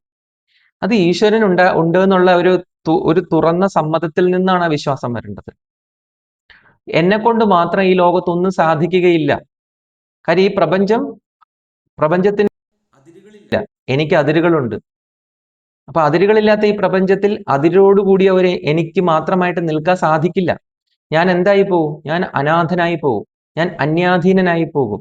ഞാൻ എൻ്റെ പൊക്കിൾക്കൊടി ബന്ധം മുറിഞ്ഞ് അവസാനം ഞാൻ ഒരു വൃക്ഷത്തിൽ നിന്ന് വെട്ടി വീഴ്ത്തിയ ശിഖരം പോലെ വാടി കരിഞ്ഞ് കൊഴിഞ്ഞ് വീഴും. അങ്ങനെ ഉണ്ടാവാതിരിക്കാൻ എനിക്ക് എന്നെ തന്നെ ഈ മഹാവൃക്ഷത്തോട്, പ്രപഞ്ചം എന്ന മഹാവൃക്ഷത്തോട് എനിക്ക് ചേരണം. എൻ്റെ പൊക്കിൾക്കൊടി ബന്ധം എനിക്ക് പുനഃസ്ഥാപിക്കണം. അതിൽ നിന്ന് ഊർജ്ജരസം എനിക്ക് എടുക്കണം, ഈ പ്രപഞ്ചത്തിൽ നിന്ന്. അതുകൊണ്ട് എനിക്ക് വിശ്വസിക്കണം. I believe. ഞാൻ വിശ്വസിക്കുന്നു. യെസ്, ഇതാണ് ഒരു മറുപടി. ഇതാണ് ഒരു ആസ്തികന്റെ, ഒരു വിശ്വാസിയുടെ ഭാവം. എന്താണ്? യെസ്. ഈ ഒരു ഹ്യൂമിലിറ്റിയാണ്, ഈ ഒരു ഗ്രാറ്റിറ്റ്യൂഡാണ്, ഈ ഒരു തുറന്ന മനസ്സാണ് ആസ്തിക്യ ബുദ്ധി എന്ന് പറഞ്ഞാൽ, അല്ലെങ്കിൽ ഈശ്വര വിശ്വാസം എന്ന് പറയുന്നത്. മറ്റേത് നോ എന്ന് പറയുന്ന ഒരു ക്ലോസ്ഡ് ആയിട്ടുള്ള ഒരു ഡെഡ് എൻഡ് ആണ്. അത് നമ്മൾ കട്ട് ഓഫ് ആയിരിക്കുന്നു. ഇനി എല്ലാം നമ്മളിൽ മാത്രമേ ഉള്ളൂ പിടുത്തം. ഈ ലോകത്ത് നടക്കുന്ന സകലതും പിന്നെ നമ്മളിലാണ് നിക്ഷിപ്തമായിരിക്കുന്നത്. നമുക്ക് ആത്മവിശ്വാസം വേണം, പക്ഷെ പ്രപഞ്ചത്തിൽ നിന്ന് കട്ട് ഓഫ് ആയിട്ടുള്ള ഒരു എക്സിസ്റ്റൻസിൽ നിന്നുകൊണ്ടുള്ള ആത്മവിശ്വാസം അത്യപകടകരമാണ്. കാര്യം അത് ഏത് നിമിഷവും തകർന്നു വീഴാം. ഏത് നിമിഷവും തകർന്നു വീഴാം. എവിടുന്ന് വേണമെങ്കിലും ഒരു ഷോക്ക് വരാം. മാനസികമായിട്ട് തകരാം, ശാരീരികമായിട്ട് തകരാം. അത്രയും ഫ്രജൈലാണ് നമ്മളുടെ മാത്രം എക്സിസ്റ്റൻസ്. പക്ഷെ നമ്മൾ ഈ പ്രപഞ്ചത്തോട് ബന്ധപ്പെട്ട് നിൽക്കുകയാണെങ്കിൽ ഒന്ന് ആലോചിച്ച് നോക്കൂ, നമുക്കുണ്ടാകുന്ന നഷ്ടങ്ങൾ പ്രപഞ്ചത്തിന്റെ മൊത്തം നഷ്ടമാകുമ്പോൾ അത് നമ്മുടെ നഷ്ടമല്ലാതായി മാറും. നമുക്കുണ്ടാവുന്ന നഷ്ടങ്ങൾ നമ്മുടേത് മാത്രമായിരിക്കുമ്പോൾ ചെറുതുപോലും വലുതായിട്ട് തോന്നിക്കും. അതാണ് അതിന്റെ വ്യത്യാസം. ഇപ്പൊ വിശ്വാസത്തെക്കുറിച്ച് ഒരുപാട് സ്റ്റോറീസ് ഉണ്ട്. മനുഷ്യരുടെ വിശ്വാസം എങ്ങനെയാണ് അവരെ രക്ഷിക്കുന്നത്. നടന്ന സംഭവങ്ങളുണ്ട്. ഞാൻ സ്റ്റോറിയിലേക്ക് പോകുന്നില്ല, നടന്ന ഒരു സംഭവം പറയാം. അമേരിക്കയിൽ ഒരു ഡോക്ടർ ഉണ്ടായിരുന്നു. അദ്ദേഹം ഒരു ക്യാൻസർ സ്പെഷ്യലിസ്റ്റ് ആണ്. ഡോക്ടർ സ്റ്റീഫൻ അങ്ങനെ എന്തോ ആയിരുന്നു അദ്ദേഹത്തിന്റെ പേര്. അപ്പൊ അദ്ദേഹം ക്യാൻസറിന്റെ തന്നെ അപൂർവമായിട്ടുള്ള ഒരു വകഭേദത്തെ ചികിത്സിക്കുന്ന ആളാണ്. പ്രത്യേകിച്ചും കുട്ടികളിൽ വരുന്ന അപൂർവമായിട്ടുള്ള ഒരു ക്യാൻസറിനെ ചികിത്സിക്കുന്ന ആളാണ്. അമേരിക്കയിലെ തന്നെ ഏറ്റവും പ്രശസ്തനാണ്, ഏറ്റവും തിരക്കേറിയ ഒരു ഡോക്ടറും കൂടിയാണ്. ഇദ്ദേഹത്തിന്റെ ജീവിതത്തിൽ ഉണ്ടായ ഒരു സംഭവം, ഒരിക്കൽ ഇദ്ദേഹം ഒരു കോൺഫറൻസിൽ പങ്കെടുക്കാൻ വേണ്ടി എയർപോർട്ടിലെത്തി. അപ്പൊ ഇദ്ദേഹത്തിന് ഒരു സിറ്റിയിൽ നിന്ന് അടുത്ത സിറ്റിയിലേക്ക് അവിടെ ഡൊമസ്റ്റിക് ആയിട്ട് പോകണം. അപ്പൊ ഇദ്ദേഹം ഫ്ലൈറ്റിൽ കയറി ബോർഡ് ചെയ്തു. ഫ്ലൈറ്റ് പറന്നുകൊണ്ടിരിക്കുമ്പോൾ തന്നെ അവിടെ കാലാവസ്ഥാ വ്യതിയാനം ഉണ്ടായി. വലിയ കൊടുങ്കാറ്റും മഴയും ഒക്കെ ഉണ്ടായിട്ട് വിമാനത്തിന് മുമ്പോട്ട് പോകാൻ സാധിക്കാത്തൊരു അവസരം, ഒരു ഘട്ടമെത്തി. ചുഴലിക്കാറ്റും കൊടുങ്കാറ്റും ഒക്കെ ആയിട്ട് ഒടുവിൽ അവർ അബ്രപ്റ്റ് ആയിട്ട് ഇടയ്ക്ക് വെച്ചിട്ട് ഈ ഏറ്റവും അടുത്തുള്ള ഒരു എയർപോർട്ടിൽ ലാൻഡ് ചെയ്തു. എന്നിട്ട് പറഞ്ഞു, ഇനി ഒന്നും ഉണ്ടാവില്ല, ഇനി ടേക്ക് ഓഫ് ചെയ്യുന്നില്ല, നിങ്ങൾക്കുണ്ടായ ബുദ്ധിമുട്ടുകളിൽ ഖേദിക്കുന്നു എന്ന് പറഞ്ഞിട്ട് ടേക്ക് ഓഫ് ചെയ്യുന്നില്ല എന്നുള്ളൊരു തീരുമാനത്തിലെത്തി. നോക്കൂ നമ്മളുടെ ഡോക്ടറുടെ അവസ്ഥ. അദ്ദേഹത്തിന് അടുത്ത സിറ്റിയിൽ എത്തിയിട്ട് വേണം കോൺഫറൻസിൽ പങ്കെടുക്കാൻ. അദ്ദേഹം അതിൽ വളരെ ഇമ്പോർട്ടന്റ് ആയിട്ടുള്ള ഒരു പേപ്പർ അവതരിപ്പിക്കേണ്ട ഒരു വലിയ ഇന്റർനാഷണൽ കോൺഫറൻസ് ആണ്. അദ്ദേഹം ആകെ അസ്വസ്ഥനായി. അദ്ദേഹം ഹെൽപ്പ് ഡെസ്കിൽ പോയി അവിടെ ഇരിക്കുന്ന ലേഡിയോട് കാര്യം പറഞ്ഞു. അപ്പൊ ലേഡി പറഞ്ഞു, അടുത്ത ഫ്ലൈറ്റ് 12 മണിക്കൂറിന് ശേഷമാണ്. നിങ്ങൾക്ക് അടുത്ത ഫ്ലൈറ്റ് ഷെഡ്യൂൾ ചെയ്തിരിക്കുന്നത് 12 മണിക്കൂറിന് ശേഷമാണ്. നിങ്ങൾക്ക് ലോഞ്ചിൽ വിശ്രമിക്കാം. അതല്ലെങ്കിൽ ഞാനൊരു ഐഡിയ പറഞ്ഞുതരാം. നിങ്ങൾക്ക് പോകേണ്ട സ്ഥലം ഇവിടുന്ന് 4 മണിക്കൂർ മാത്രമാണ് ദൂരം. ഒരു കാറ് പിടിച്ചു പോവുമായിരിക്കും നല്ലത്. അങ്ങനെ ആ സ്ത്രീ പറഞ്ഞു കൊടുത്ത ഐഡിയ സ്വീകരിച്ചുകൊണ്ട് അദ്ദേഹം ഒരു കാറ് റെന്റ് ചെയ്തിട്ട് സ്വയം ഡ്രൈവ് ചെയ്ത് പോവുകയാണ് ലക്ഷ്യത്തിലേക്ക്. അപ്പൊ അന്ന് ഇതുപോലെ GPS ഒന്നും ഇല്ലാന്ന് തോന്നുന്നു. ഏതായാലും ഇദ്ദേഹം എക്സ്പ്രസ് വേയിലൂടെ പോയിക്കൊണ്ടിരിക്കുമ്പോൾ വീണ്ടും കാലാവസ്ഥ മോശമായി. വീണ്ടും അവിടെ കാർമേഘങ്ങളും മഴയും കൊടുങ്കാറ്റും ഒക്കെയായി. അപ്പൊ ഇദ്ദേഹം ഒരു ടേൺ തെറ്റിപ്പോയി, ഒരു റോങ് ടേൺ എടുക്കേണ്ടി വന്നു. തിരിയേണ്ടടുത്ത് തിരിഞ്ഞില്ല, തിരിയേണ്ടടുത്ത് ഇദ്ദേഹം വണ്ടി തിരിച്ച് മണിക്കൂറുകളോളം ഡ്രൈവ് ചെയ്തു. നല്ല റോഡൊക്കെയാണ്, പക്ഷെ എങ്ങും എത്തുന്നില്ല. അദ്ദേഹം ഉദ്ദേശിക്കുന്ന സ്ഥലത്ത് എത്തുന്നതേ ഇല്ല. ഒരു 1.5 മണിക്കൂർ 2 മണിക്കൂർ കഴിഞ്ഞപ്പോൾ ഇദ്ദേഹത്തിന് ഒരു കാര്യം മനസ്സിലായി. ഐ ആം ലോസ്റ്റ്, എനിക്ക് വഴി തെറ്റിയിരിക്കുന്നു എന്ന് അദ്ദേഹത്തിന് മനസ്സിലായി. പിന്നെ അദ്ദേഹം നോക്കുമ്പോൾ എന്താണ്, നാടല്ല ഇത്, ഒരു സെമി എന്ന് പറഞ്ഞാൽ ഒരു കാട് പോലത്തെ പ്രദേശത്ത് എത്തിക്കഴിഞ്ഞു. അവിടെ അധികം ജനവാസമുള്ളതായിട്ട് പോലും അദ്ദേഹത്തിന് കാണാൻ സാധിക്കുന്നില്ല. അദ്ദേഹം അവിടെയൊക്കെ നോക്കി. അപ്പൊ അവിടെയൊക്കെ ഈ കാട് പിടിച്ച് കിടക്കുവാണ്. പൈൻ മരങ്ങളും ഒക്കെ ആയിട്ട് ഇങ്ങനെ കാടാണ്, അമേരിക്കൻ കാട്. അങ്ങനെ നോക്കി ചെല്ലുമ്പോൾ ഒരു വീട് കണ്ടു, കുറച്ച് ദൂരെയായിട്ടൊരു വീട്. അദ്ദേഹം കാറ് ഒരു സൈഡിൽ പാർക്ക് ചെയ്തു. അപ്പോഴത്തേക്കും യാത്ര കാരണം അദ്ദേഹം ക്ഷീണിച്ചിരുന്നു. മണിക്കൂറുകൾ കഴിഞ്ഞു. അദ്ദേഹത്തിന്റെ കോൺഫറൻസിൽ ഇനി ഒരിക്കലും അദ്ദേഹത്തിന് അറ്റൻഡ് ചെയ്യാൻ പറ്റില്ല. അതുകൊണ്ട് അത് അദ്ദേഹം മനസ്സിൽ നിന്ന് വിട്ടു. ഇനി എന്തെങ്കിലും ഒന്ന് വിശ്രമിക്കണം, എവിടെയെങ്കിലും ഒരു അഭയം കേഴണം, എന്നിട്ട് തിരിച്ചു പോകണം. ഇതാണ് അദ്ദേഹത്തിന്റെ മനസ്സിലുള്ളത്. അങ്ങനെ അവിടെ കണ്ട ഒരേ ഒരു വീട്ടിലേക്ക് അദ്ദേഹം നടന്നു ചെന്നു. ആ വീടിന്റെ ഡോറ് മുട്ടി. അപ്പോൾ ഒരു മധ്യവയസ്കയായ ഒരു സ്ത്രീ വന്ന് വാതിൽ തുറന്നു. അപ്പൊ അവരോട് കാര്യം പറഞ്ഞു, ഞാനിങ്ങനെ ഇന്ന സ്ഥലത്തു നിന്നാണ് വരുന്നത്, എനിക്കൊരു കോൺഫറൻസിൽ പങ്കെടുക്കാൻ വേണ്ടി വന്നതാണ്, പക്ഷെ വഴി തെറ്റിപ്പോയി. ഇപ്പൊ ഞാൻ ആകെ ക്ഷീണിതനാണ്, എനിക്ക് എന്തെങ്കിലും കഴിക്കാനോ കുടിക്കാനോ വേണം, എനിക്കിവിടെ വേറെ ഒന്നും കാണുന്നില്ല, ഞാൻ നിങ്ങൾക്ക് പേ ചെയ്യാം എന്നൊക്കെ പറഞ്ഞു. അപ്പൊ ആ ലേഡി പറഞ്ഞു, നിങ്ങൾ അതിനെക്കുറിച്ചൊന്നും ഓർത്ത് വറി ചെയ്യേണ്ട, വരൂ, ഇവിടെ വിശ്രമിക്കൂ, എൻ്റെ വീട്ടിലെ പരിമിതമായ സൗകര്യങ്ങൾ നിങ്ങൾക്ക് ഉപയോഗിക്കാം എന്ന് പറഞ്ഞ് അവരകത്തേക്ക് അദ്ദേഹത്തെ ക്ഷണിച്ചു. അവിടെ ഒരിടത്ത് കൊണ്ടിരുത്തി അദ്ദേഹത്തിന് തൽക്കാലം കുടിക്കാനുള്ള സൂപ്പൊക്കെ കൊടുത്തു.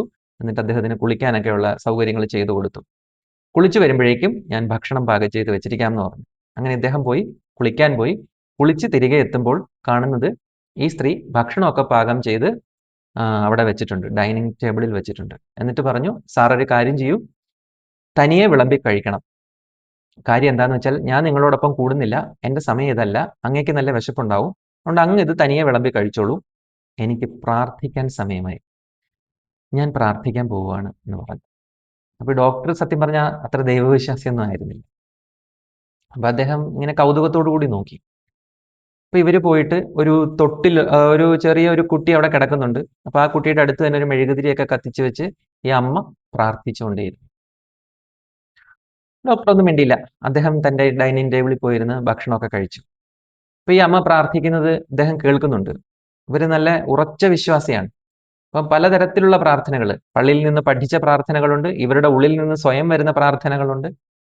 അപ്പൊ ഇങ്ങനെ ഉയർന്ന ശബ്ദത്തിലും താഴ്ന്ന ശബ്ദത്തിലും ഒക്കെ ഇവർ പ്രാർത്ഥിക്കുന്നുണ്ട്. ചിലപ്പോൾ ഇവർ കരയുന്നുണ്ട്, ചിലപ്പോൾ ഒരു ഉറച്ച ശബ്ദം വരുന്നുണ്ട്. അപ്പൊ ഇദ്ദേഹത്തിന് വളരെ കൗതുകം ജനിച്ചു. ഇതാണോ പ്രാർത്ഥന? ഇങ്ങനെയാണോ പ്രാർത്ഥന? അങ്ങനെ ആ നീണ്ട പ്രാർത്ഥന അവസാനിപ്പിച്ച് ഏകദേശം 1 മണിക്കൂർ കഴിഞ്ഞപ്പോൾ ഇവർ പുറത്തെത്തിയപ്പോൾ ഡോക്ടർ ചോദിച്ചു, നിങ്ങൾ ഇത്രയും റിമോട്ട് ആയിട്ടുള്ള ഒരു സ്ഥലത്ത് വന്ന് ജീവിക്കുന്നു, പക്ഷെ നിങ്ങൾ ഇത്രയും നന്നായിട്ട് പ്രാർത്ഥിക്കുന്നു, നിങ്ങളുടെ ഏതെങ്കിലുമൊക്കെ പ്രാർത്ഥന ഈശ്വരൻ കേട്ടിട്ടുണ്ടോ? അദ്ദേഹം ചോദിച്ചു. നിങ്ങളുടെ ഏതെങ്കിലും ഒരു പ്രാർത്ഥന നിങ്ങൾ ഈ പ്രാർത്ഥിക്കുന്ന ഈശ്വരൻ കേട്ടിട്ടുണ്ടോ എന്ന് ചോദിച്ചു. അപ്പൊ ഇവര് പറഞ്ഞു, സാർ അതെന്താ അങ്ങനെ ചോദിച്ചത്? എൻ്റെ എല്ലാ പ്രാർത്ഥനകളും ഈശ്വരൻ കേട്ടിട്ടുണ്ട്. എനിക്ക് എൻ്റെ ജീവിതത്തിൽ അങ്ങനെ ഒരുപാട് വലിയ ആഗ്രഹങ്ങളൊന്നും ഉണ്ടായിരുന്നില്ല. എൻ്റെ വളരെ ലളിതമായ ജീവിതം ഇങ്ങനെ തന്നെ മുന്നോട്ട് പോകാനായിരുന്നു എൻ്റെ പ്രാർത്ഥനകൾ മുഴുവൻ. മാത്രമല്ല, എനിക്ക് പ്രാർത്ഥിക്കുന്നത് ഇഷ്ടമാണ്. ഏതെങ്കിലും ഒരു ആഗ്രഹമായിട്ടല്ല ഞാൻ അവിടെ പോകുന്നത്. എനിക്ക് എൻ്റെ ഈശ്വരനോടൊപ്പം ഇരിക്കാൻ ഇഷ്ടമാണ്, അദ്ദേഹത്തോട് സംവദിക്കാൻ ഇഷ്ടമാണ്. അദ്ദേഹമായിട്ടൊരു ബന്ധം വരുമ്പോൾ എനിക്കുണ്ടാകുന്ന അനുഭൂതി അത് പറഞ്ഞറിയിക്കാൻ സാധിക്കില്ല. പിന്നെ എനിക്ക് ആവശ്യം വരുമ്പോൾ ഞാനത് അങ്ങയോട് അവതരിപ്പിക്കും. എൻ്റെ ഈശ്വരനോട് ഞാനത് അവതരിപ്പിക്കും. എൻ്റെ എല്ലാ പ്രാർത്ഥനകളും അദ്ദേഹം കേട്ടിട്ടുണ്ട്. പക്ഷെ ഒരു പ്രാർത്ഥന കേട്ടിട്ടില്ല, അതും കേൾക്കും എന്ന് തന്നെയാണ് എൻ്റെ വിശ്വാസം. കാര്യം ഞാൻ അത്തരത്തിലുള്ള പ്രാർത്ഥനകൾ മാത്രമേ, തികച്ചും ആവശ്യമെന്ന് തോന്നുന്ന കാര്യങ്ങൾ മാത്രമാണ് ഞാൻ ഈശ്വരൻ്റെ അടുത്ത് ഒരു പ്രാർത്ഥനയുമായി പോയിട്ടുള്ളൂ. അപ്പൊ ഡോക്ടർക്ക് കൗതുകമായി. അപ്പൊ നിങ്ങളുടെ എല്ലാ പ്രാർത്ഥനയും കേട്ടിട്ടുണ്ട്, ഒരു പ്രാർത്ഥന ഒഴിച്ച് ബാക്കി എല്ലാം കേട്ടിട്ടുണ്ടെന്ന് പറഞ്ഞു. നിങ്ങളുടെ ഏത് പ്രാർത്ഥനയാണ് ഈശ്വരൻ കേൾക്കാത്തത് എന്നൊന്ന് പറയുമോ എന്ന് ചോദിച്ചു. ഇവിടെയാണ് ടേണിംഗ് പോയിന്റ്. അപ്പൊ അവര് പറഞ്ഞു, നോക്കൂ, ഇതാണ് എൻ്റെ മകള്, അവളിപ്പോ സുഖമില്ലാതെ കിടക്കുകയാണ്. അവൾക്ക് വളരെ അപൂർവമായിട്ടുള്ള ഒരു ക്യാൻസറാണ്. ഞാനത് പലയിടത്തും പോയി ചികിത്സിച്ചു. അപ്പൊ അവര് പറഞ്ഞത്, ഞങ്ങൾക്ക് ചെയ്യാനുള്ളതൊക്കെ ചെയ്തിട്ടുണ്ട്, പക്ഷേ ഇതൊരു അപൂർവ ഇനം ക്യാൻസർ ആയതുകൊണ്ട് ഇതിന്റെ യഥാർത്ഥ ചികിത്സ അമേരിക്കയിൽ തന്നെ വളരെ അപൂർവമായിട്ടുള്ളവരെ ചെയ്യാറുള്ളൂ. ഇതിൽ ഏറ്റവും പ്രഗത്ഭനായ ഒരു ഡോക്ടറുണ്ട്, അത് ഡോക്ടർ സ്റ്റീഫൻ ആണ്. അദ്ദേഹമാകട്ടെ ഇന്ന സ്ഥലത്താണുള്ളത്. അവിടെ പോയി അദ്ദേഹത്തെ കണ്ട് അവിടെ നിന്ന് ആ ഹോസ്പിറ്റലിൽ നിന്ന് ചികിത്സിക്കണം. അത് വളരെയേറെ ചിലവുള്ള ഒരു കാര്യമാണ്. ഇങ്ങനെ എന്നിട്ട് എൻ്റെ പ്രാർത്ഥന എങ്ങനെയെങ്കിലും ഈ ഡോക്ടർ ഇവിടെ വന്ന് എൻ്റെ കുഞ്ഞിനെ ഒന്ന് രക്ഷിച്ചിരുന്നെങ്കിൽ, അല്ലെങ്കിൽ എൻ്റെ കുഞ്ഞ് എങ്ങനെയെങ്കിലും ആ സ്റ്റീഫൻ എന്ന് പറയുന്ന ഡോക്ടറെ കണ്ട് ആ ഡോക്ടർ എൻ്റെ കുഞ്ഞിന്റെ കാര്യങ്ങൾ ഏറ്റെടുത്തിരുന്നെങ്കിൽ, ഇത് മാത്രമാണ് ഞാൻ പ്രാർത്ഥിച്ചിട്ടുള്ളത്. ഇത് നിറവേറപ്പെടാതെ പോയൊരു പ്രാർത്ഥന എന്ന് പറയുന്നത് ഇത് മാത്രമാണ്. ഇത് കേട്ട് ഡോക്ടർ അറിയാതെ ഇരുന്നിടത്ത് നിന്ന് എഴുന്നേറ്റു. എന്നിട്ട് കൈകൾ കൂപ്പിക്കൊണ്ട് പറഞ്ഞു, നിങ്ങളുടെ വിശ്വാസം എന്നെ അമ്പരപ്പിച്ച് കളഞ്ഞിരിക്കുന്നു. നിങ്ങൾ നേരത്തെ പറഞ്ഞ ആ ഡോക്ടർ ഇല്ലേ, ഡോക്ടർ സ്റ്റീഫൻ, അത് ഞാനാണ്. ഇപ്രാവശ്യം ഞെട്ടിയത് അവരാണ്, ഈ സ്ത്രീയാണ്. അപ്പൊ എന്ത് സ്ട്രെയിഞ്ച് ആണ്, എത്ര വിചിത്രമായ വഴികളിലൂടെയാണ് ആ പ്രാർത്ഥന ഫലവത്തായത്. ഒടുവിൽ ആ ഡോക്ടർ ഈ കുട്ടിയുടെ ചികിത്സ ഏറ്റെടുക്കുകയാണ്.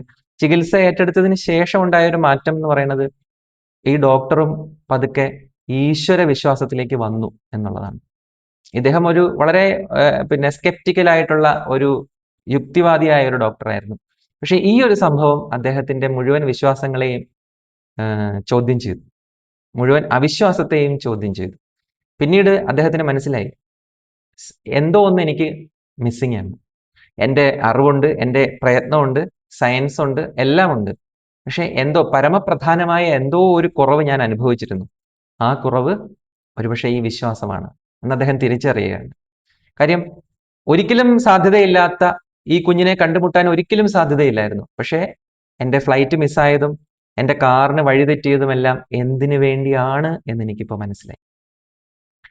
ഇതാണ് മറ്റൊരു സംഭവം. ഞാനത് റിയൽ ഇൻസിഡന്റ് എന്നുള്ള രീതിയിലാണ് ഇത് ഞാൻ വായിച്ചത്. പിന്നെ ഇതൊക്കെ ഈ ശരിക്കും നടന്ന സംഭവങ്ങൾ നമ്മൾ മനസ്സിലാക്കണം. ഇതുപോലെ നൂറുകണക്കിന് സംഭവങ്ങൾ നടക്കുന്നുണ്ട്. അതൊന്നും ഒരുപക്ഷെ റെക്കോർഡിക്കലായിട്ട് വരാത്തത് കൊണ്ടാണ്. പ്രാർത്ഥന എന്ന് പറയുന്നത് മനുഷ്യൻ ചെയ്യേണ്ടത് തന്നെയാണ്. കാര്യം അല്ലെങ്കിൽ കൊള്ളാം ഈ പ്രപഞ്ചത്തിന്റെ മുഴുവൻ കൺട്രോളും നമ്മുടെ കയ്യിൽ വരണം. നമ്മുടെ ഭൂതകാലം, നമ്മുടെ ഭാവി കാലം, നമ്മുടെ വർത്തമാനകാലം, ഇത് മുഴുവൻ നമ്മളുടെ കൺട്രോളിലായിരിക്കണം. വരാൻ പോകണം എന്താണെന്ന് നമുക്ക് കൃത്യമായിട്ട് അറിയണം. നമുക്ക് കൃത്യമായിട്ട് ഇടപെടാൻ പറ്റണം. അങ്ങനെയാണെങ്കിൽ നമ്മുടെ പ്രയത്നത്തിനുള്ളിൽ എല്ലാം വരുന്ന ഒരു സമയത്ത് നമുക്ക് ഈശ്വരനെ മറക്കാം. ഈശ്വരന്റെ ആവശ്യം നമുക്കില്ല. പക്ഷെ അങ്ങനെയല്ല. നമുക്ക് നിയന്ത്രിക്കാവുന്നത് വളരെ കുറച്ച് സ്ഥലത്ത് മാത്രമേ ഉള്ളൂ. പ്രത്യേകിച്ച് പുറമേയുള്ള ലോകത്തെ നമുക്ക് വളരെ കുറച്ചേ സ്വാധീനിക്കാൻ പറ്റുള്ളൂ. അതിന് പുറത്താണ്, നമുക്ക് സ്വാധീനിക്കാവുന്നതിന്റെ അപ്പുറത്താണ് സകലതും സംഭവിച്ചുകൊണ്ടിരിക്കുന്നത്. സകല വിസ്മയങ്ങളും സംഭവിച്ചുകൊണ്ടിരിക്കുന്നത്. നമ്മുടെ ജീവിതത്തിന്റെ മുഴുവൻ നാടകവും നടന്നുകൊണ്ടിരിക്കുന്നത്, അതിന്റെ തിരക്കഥയും സൂത്രധാരണവും എല്ലാം നടന്നുകൊണ്ടിരിക്കുന്നത് നമ്മുടെ നിയന്ത്രണങ്ങൾക്ക് അപ്പുറത്താണ്. ഇത് മനസ്സിലാകുന്ന ഒരു നിമിഷം നമ്മൾ ഹംബിൾ ആകും. ഇത് മനസ്സിലാവുന്ന ഒരു നിമിഷം നമ്മൾ നീൽ ഡൗൺ ചെയ്യും. ശരിക്കും മനസ്സിലാവുന്ന ദിവസം.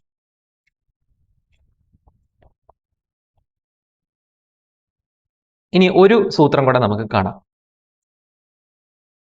അടുത്ത സൂത്രം ഇതാണ് പറയുന്നത്, വളരെ ഇമ്പോർട്ടന്റ് ആണ്.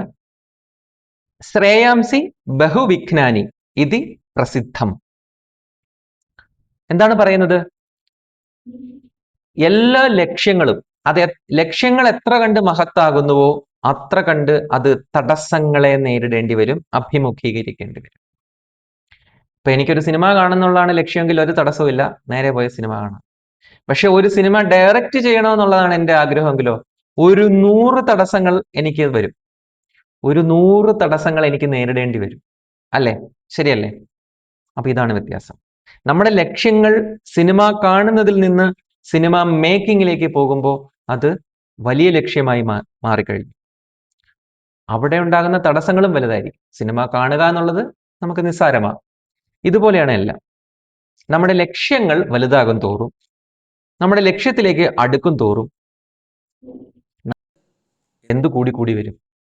തടസ്സങ്ങൾ, വലിയ വലിയ തടസ്സങ്ങൾ ഉണ്ടായി വരും. ഇവിടെ ഒരു സ്റ്റോറി ഉണ്ട്. ബ്രൂക്ലിൻ എന്ന് പറയുന്ന ഒരു പാലമുണ്ട് അമേരിക്കയിൽ. ബ്രൂക്ലിൻ, അത് അമേരിക്കയിലെ 2 നഗരങ്ങളെ തമ്മിൽ ബന്ധിപ്പിക്കുകയാണ്. ന്യൂയോർക്കിനെയും മൻഹാട്ടൻ എന്ന് പറയുന്ന 2 സ്ഥലങ്ങളെ തമ്മിൽ ബന്ധിപ്പിക്കുന്ന ഒരു 2 കിലോമീറ്റർ താഴെ, 2 കിലോമീറ്റർ ഇല്ല, 2 കിലോമീറ്റർ താഴെയുള്ള ഒരു വലിയ, അന്നത്തെ കാലത്തെ ഒരു അവിശ്വസനീയമായ, അന്നത്തെ കാലം എന്ന് പറഞ്ഞാൽ 19ാം നൂറ്റാണ്ടിലാണ് അത് പണിയുന്നത്. അവിശ്വസനീയമായ ഒരു എഞ്ചിനീയറിംഗ് സൃഷ്ടിയാണ് ബ്രൂക്ലിൻ പാലം. ബ്രൂക്ലിൻ പാലം പണിതതിന്റെ പുറകിൽ ഒരു ത്യാഗത്തിന്റെ കഥയുണ്ട്. റിയൽ ലൈഫാണ്. എങ്ങനെയാണ് ഉയർന്ന ലക്ഷ്യം ഉയർന്ന വെല്ലുവിളികളെ കൊണ്ടുവരുന്നത്? ആ വെല്ലുവിളികളെ എങ്ങനെയാണ് നേരിട്ടത്? എങ്ങനെയാണിത് സഫലമായത്? ഇത്തരത്തിലുള്ള മനുഷ്യ പ്രയത്നങ്ങളുടെയും ഈശ്വരാനുഗ്രഹങ്ങളുടെയും കഥകൾ നമ്മൾ കേട്ടുകൊണ്ടേയിരിക്കണം. അപ്പം ഇത് തുടങ്ങുന്നത് ജോൺ റോബ്ലിംഗ് എന്ന് പറയുന്ന ഒരു എഞ്ചിനീയറുടെ മനസ്സിലാണ് ഈ ആശയം ആദ്യമായിട്ട് ഉദിച്ചത്. ന്യൂയോർക്കിനെയും മൻഹാട്ടനെയും ബന്ധിപ്പിച്ചുകൊണ്ടൊരു പാലം പണിയണം എന്നുള്ള ആശയം ആദ്യമായിട്ട് മനസ്സിൽ വന്നത് ജോൺ റോബ്ലിംഗ് എന്ന് പറയുന്ന ഒരു ഏജിങ് സയന്റിസ്റ്റിലാണ്, ഒരു ഏജിങ് എഞ്ചിനീയറിംഗിലാണ്. ഇത് അദ്ദേഹം തൻ്റെ മകനായിട്ടുള്ള വാഷിംഗ്ടൺ റോബ്ലിംഗിനുമായിട്ടും പങ്കുവയ്ക്കുന്നു. അങ്ങനെ അച്ഛനും മകനും തമ്മിൽ ഒരു വിശദമായ പദ്ധതി തന്നെ തയ്യാറാക്കി. വാഷിംഗ്ടൺ റോബ്ലിംഗും ജോൺ റോബ്ലിംഗും തമ്മിൽ നല്ല ഒരു പദ്ധതി തന്നെ തയ്യാറാക്കി അധികൃതരെ സമീപിച്ചു. ആദ്യമൊക്കെ അവർ തടസ്സം പറഞ്ഞു. കാര്യം ഒരു ഇമ്പോസിബിൾ ടാസ്ക് ആണ്. ഇത്ര വലിയ ഒരു നദിക്ക് കുറുകെ പാലം പണിയുക എന്ന് പറയുന്നത് അന്നത്തെ സാങ്കേതിക വിദ്യ അനുസരിച്ച് ഒരു ഇമ്പോസിബിൾ ടാസ്ക് ആണ്. പക്ഷെ ഒടുവിൽ അവർ അതിന് അനുമതി നൽകി. അനുമതി നൽകിയപ്പോൾ എന്താ ഉണ്ടായത്? പാലം പണി തുടങ്ങിയ ദിവസങ്ങൾക്കുള്ളിൽ വലിയൊരു ആക്സിഡന്റ് ഉണ്ടായി. ആക്സിഡന്റ് ഉണ്ടായിട്ട് ഒരു പില്ലറോ മറ്റോ മറിഞ്ഞു വീണ് ഈ ജോൺ റോബ്ലിംഗ് ഗുരുതരമായിട്ട് പരിക്ക് പറ്റുകയും ആ പരിക്കിൽ നിന്ന് അദ്ദേഹത്തിന് മുക്തനാവാൻ സാധിക്കാതെ ടെറ്റനസ് വന്നിട്ട് ഇദ്ദേഹം മരിക്കുകയും ചെയ്യുകയാണ്. ആ പരിക്കിൽ കിടന്ന് തന്നെ അദ്ദേഹം മരിച്ചു. അപ്പൊ തന്റെ അച്ഛനെ തനിക്ക് നഷ്ടപ്പെട്ടു. അതോടുകൂടി വാഷിംഗ്ടൺ റോബ്ലിങ്ങിന്റെ മാത്രം ചുമതലയിലാണ് ഇത് നടക്കുന്നത്. ഇത് ഒരു അപൂർവമായിട്ടുള്ള ആശയമാണ് ഇവർക്ക് ഈ ബ്രൂക്ലിൻ പാലം പണിയാൻ വേണ്ടി ഇവർ തയ്യാറാക്കിയത്. മറ്റ് എഞ്ചിനീയർമാർക്കൊന്നും ഇത് അറിയില്ല വാസ്തവത്തിൽ. ഈ രണ്ട് എഞ്ചിനീയർമാരാണ് ഇത്, അച്ഛനും മകനും ചേർന്നാണ് ഇത് മുമ്പോട്ട് പോയിക്കൊണ്ടിരുന്നത്. ഇതിപ്പം ഒട്ടും പ്രതീക്ഷിക്കാത്ത ഒരു അപകടത്തിന്റെ ഫലമായിട്ട് അച്ഛൻ മരണപ്പെട്ടു. ഇനിയിപ്പം മകനാണ് ഇത് മുമ്പോട്ട് കൊണ്ടുപോകേണ്ടത്. അച്ഛന്റെ ദൗത്യം മകൻ ഒറ്റയ്ക്ക് ഏറ്റെടുത്ത് ഇത് മുൻപോട്ട് പോയിക്കൊണ്ടേയിരുന്നു. മാസങ്ങൾ കഴിഞ്ഞു. നല്ല രീതിയിൽ തന്നെ ഇത് പുരോഗമിച്ചുകൊണ്ടിരിക്കുകയാണ്. പക്ഷേ വലിയ വലിയ തടസ്സങ്ങൾ വരുന്നുണ്ട്. എങ്കിൽ പോലും അതിനൊക്കെയുള്ള സാങ്കേതിക വിദ്യകൾ ഇവർ കണ്ടുപിടിച്ച് ഈ മകൻ വാഷിംഗ്ടൺ റോബ്ലിംഗ് എന്ന് പറയുന്ന മിടുക്കനായ എഞ്ചിനീയർ ഇത് മുമ്പോട്ട് കൊണ്ടുപോയിക്കൊണ്ടിരിക്കുന്ന സമയത്ത് മറ്റൊരു ആക്സിഡന്റ് ഉണ്ടായി. ഈ ആക്സിഡന്റ് ഉണ്ടാവാനുള്ള കാരണം ഇവര് അടിയിലേക്ക് പോകും. ഇത് വെള്ളത്തിനടിയിൽ ആദ്യം ഒരു കുഴല് പോലെ ഇറക്കിയിട്ട് അതിനുള്ളിലേക്ക് പോയിട്ടാണ് പണിയെടുക്കുന്നത്. അപ്പൊ അവിടെ മർദ്ദം വളരെ കുറവാണോ അല്ലെങ്കിൽ കൂടുതലാണ്, അവിടെ മർദ്ദ വ്യത്യാസമുണ്ട്. ഈ മർദ്ദ വ്യത്യാസത്തിൽ പണിയെടുക്കുമ്പോൾ പലത് സംഭവിക്കാം. ചിലപ്പോൾ നമ്മൾ പാരലൈസ്ഡ് ആയി പോവാം, നമ്മൾ എന്താ പറയാ, നമ്മൾ അനങ്ങാൻ പറ്റാതായി പോകും. അത് അതിന്റെ എക്സ്ട്രീം കേസിൽ ചിലപ്പോൾ മരിച്ചു പോകാം, ചിലപ്പം ഹാർട്ട് നിന്നു പോകാം. എന്തായാലും നമ്മുടെ ഈ വാഷിംഗ്ടൺ റോബ്ലിംഗ് തളർന്നു വീഴുകയാണ്. ഈ കുഴലിനുള്ളിൽ മണിക്കൂറുകളോളം നിന്നപ്പോൾ ഇദ്ദേഹം എന്ത് ചെയ്തു? ഇദ്ദേഹം കൊളാപ്സ് ചെയ്തു. ഇദ്ദേഹത്തിനെ ഉടനെ ഹോസ്പിറ്റലിൽ എത്തിച്ചു. ഹോസ്പിറ്റലുകാർ പറഞ്ഞു ഇദ്ദേഹത്തിന്റെ കഴുത്തിന് താഴേക്കല്ല, ഹോൾ ബോഡി പാരലൈസ്ഡ് ആയി, ഒന്നും ചെയ്യാനില്ല. എന്ത് ചെയ്യും നമ്മൾ? ഈ പാലം പണിയോ വേണം. അങ്ങനെ ഇത് വലിയൊരു ഡെഡ് ലോക്കിലെത്തി. ഈ വാഷിംഗ്ടൺ റോബ്ലിംഗ് ആ കിടക്കയിൽ കിടന്നുകൊണ്ട് അദ്ദേഹം ഒരു ഉറച്ച തീരുമാനം എടുത്തു. ഇല്ല, ഇത് മുമ്പോട്ട് കൊണ്ടുപോയേ പറ്റൂ.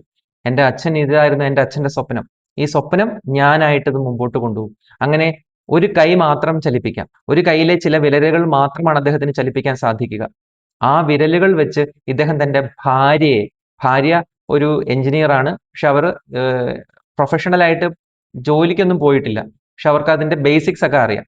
അങ്ങനെ തന്റെ ഭാര്യ എമിലി റോബ്ലിങ്ങിനെ ഈ ചുമതല കൊടുക്കുകയാണ്. അതും കൈകൾ വെച്ച് പ്രത്യേക ആംഗ്യം കാണിച്ചിട്ട് ഇവർക്ക് ആ ചുമതല കൈമാറുകയാണ്. അങ്ങനെ ഇദ്ദേഹം തന്റെ റൂമിൽ കിടന്ന് ബൈനോക്കുലറിലൂടെ നോക്കും. ബൈനോക്കുലറിലൂടെ നോക്കിക്കൊണ്ട് തന്റെ ഭാര്യയ്ക്ക് നിർദ്ദേശങ്ങൾ കൊടുക്കും. എല്ലാ ദിവസവും രാവിലെയും വൈകുന്നേരവും വിരലുകൾ ചലിപ്പിച്ച് നിർദ്ദേശങ്ങൾ കൊടുക്കും. ഇവർ ഈ അറിവുമായിട്ട് സൈറ്റിൽ പോകും. സൈറ്റിൽ പോയിട്ട് അവിടെ ഉള്ളവർക്ക് ഈ മെസ്സേജ് പാസ് ചെയ്യും. ഇങ്ങനെയാണ് ഇവരുടെ വർക്ക് പുരോഗമിക്കുന്നത്. അങ്ങനെ എത്രയോ ദിവസങ്ങൾ എടുത്തു, എത്രയോ മാസങ്ങൾ എടുത്തു ഇവരുടെ ഈ വലിയ പ്രയത്നം സഫലമാകാൻ. ഏണ്ട് 10, 12, 13 വർഷം എടുത്തു. 14 വർഷം കൊണ്ട് ഇവർ ഈ പാലം പണി പൂർത്തീകരിച്ചു. ഈ 14 വർഷം എങ്ങനെയാണ് പാലം പണി പൂർത്തീകരിച്ചത്? ഇദ്ദേഹം തളർന്നു കിടക്കുന്ന മനുഷ്യൻ ബൈനോക്കുലറിലൂടെ ഈ ജോലി വീക്ഷിക്കും. എന്നിട്ട് ഭാര്യയുമായിട്ട് വൈകുന്നേരം ചർച്ച ചെയ്ത് വേണ്ട നിർദ്ദേശങ്ങൾ കൊടുക്കും. വിരലുകൾ കൊണ്ട് നിർദ്ദേശങ്ങൾ കൊടുക്കും. ഈ നിർദ്ദേശങ്ങൾ അവിടെ ഈ ഭാര്യ മറ്റു ജോലിക്കാർക്ക് കൈമാറിയിട്ടാണ് ബ്രൂക്ലിൻ പാലം നിലവിൽ വന്നത്. ബ്രൂക്ലിൻ പാലം പണിതതിന് ശേഷം ആളുകൾക്ക് ഒരു വിശ്വാസവും ഇല്ല. കാര്യം കടല് പോലെ കിടക്കുന്ന ഒരു നദിയിലേക്ക് 1.5 കിലോമീറ്റർ 2 കിലോമീറ്റർ ദൂരത്തിൽ ഒരു പാലം. അവര് പറയാ, ഞങ്ങൾ എന്ത് വിശ്വസിച്ചാണ് ഈ പാലത്തിലേക്ക് കയറുക? ഈ പാലം നടുക്കെത്തുമ്പോൾ തകർന്നു വീഴില്ല എന്ന് ആര് കണ്ടു? ഇത്രയും നീളത്തിലൊരു പാലം തന്നെ അസംഭവ്യമാണ്. ചെറിയ ചെറിയ പാലത്തിന് മാത്രമേ ബലം ഉണ്ടാവൂ. ഈ വലിയ പാലം ഏത് നിമിഷവും അതിന്റെ തൂണുകൾ ഒഴുകിപ്പോകാം. ഏത് നിമിഷം ഒരു കാറ്റടിച്ചാൽ ഈ പാലം വിണ്ടുപോകാം, ഒടിഞ്ഞു പോകാം, നിലത്ത് കുത്തിപ്പോകാം. അതുകൊണ്ട് മനുഷ്യരാരും അതുവഴി സഞ്ചരിക്കുന്നില്ല. സർക്കാർ അത് കമ്മീഷൻ ചെയ്തു. എന്നിട്ടും ആരും അതുവഴി വാഹനം ഓടിക്കുന്നില്ല, ആരും അതുവഴി നടക്കുന്നില്ല. മനോഹരമായ ഒരു പാലം പണിതു, അതങ്ങനെ തന്നെ കിടക്കുകയാണ്. അവസാനം ഒടുവിൽ ഇവർക്ക് എന്ത് ചെയ്യേണ്ടി വന്നു? അവരവിടുത്തെ അന്നത്തെ ഒരു സർക്കസിൽ നിന്ന് ഒരു 2 ഡസൻ ആനകളെ, ജംബോ എന്ന് പറയുന്ന ആന അടക്കമുള്ള ആനകളെ കൊണ്ടുവന്നിട്ട് ഒരു മാർച്ച് പാസ്റ്റ് നടത്തി ഇതുവഴി. നിങ്ങൾ എല്ലാവരും കണ്ടോളൂ, ഈ പാലത്തിന്റെ ബലം കണ്ടോ എന്ന് പറഞ്ഞിട്ട് ഒരു 10, 24, 25 ആനകൾ. നമ്മുടെ ഈ തൃശ്ശൂർ പൂരത്തിനൊക്കെ 10, 30 അങ്ങനെ 50, 100 ഒക്കെ ആനയില്ലേ, അതുപോലെ ഒരു 10, 25 ആനകളെ, ആഫ്രിക്കൻ ആനകളെ ആ പാലത്തിലൂടെ നടത്തിച്ചു, അക്കരെ കൊണ്ടുപോയി. എന്നിട്ട് അവിടുന്ന് തിരിച്ചു നടത്തിച്ചു. എന്നിട്ട് പറഞ്ഞു, നോക്ക്, ഈ പാലത്തിന് ഒരു ചെറിയ കുലുക്കം പോലും ഇല്ല, ഇത്രയും ആനകൾ പോയി, ഇനിയാണോ നിങ്ങൾ? ഇങ്ങനെ പറഞ്ഞതിന് ശേഷമാണ് മനുഷ്യർക്ക് വിശ്വാസം വന്നത്. അവർ വിചാരിച്ചു ഇത് 2 ദിവസത്തിനുള്ളിൽ നിലം പൊത്തുവന്നു. പക്ഷേ 2 നൂറ്റാണ്ടുകൾക്ക് ശേഷവും ബ്രൂക്ലിൻ പാലം ഇന്നും അമേരിക്കൻ എഞ്ചിനീയറിംഗ് വൈദഗ്ധ്യത്തിന്റെ അഭിമാനമായിട്ട് അവിടെ നിൽക്കുന്നു.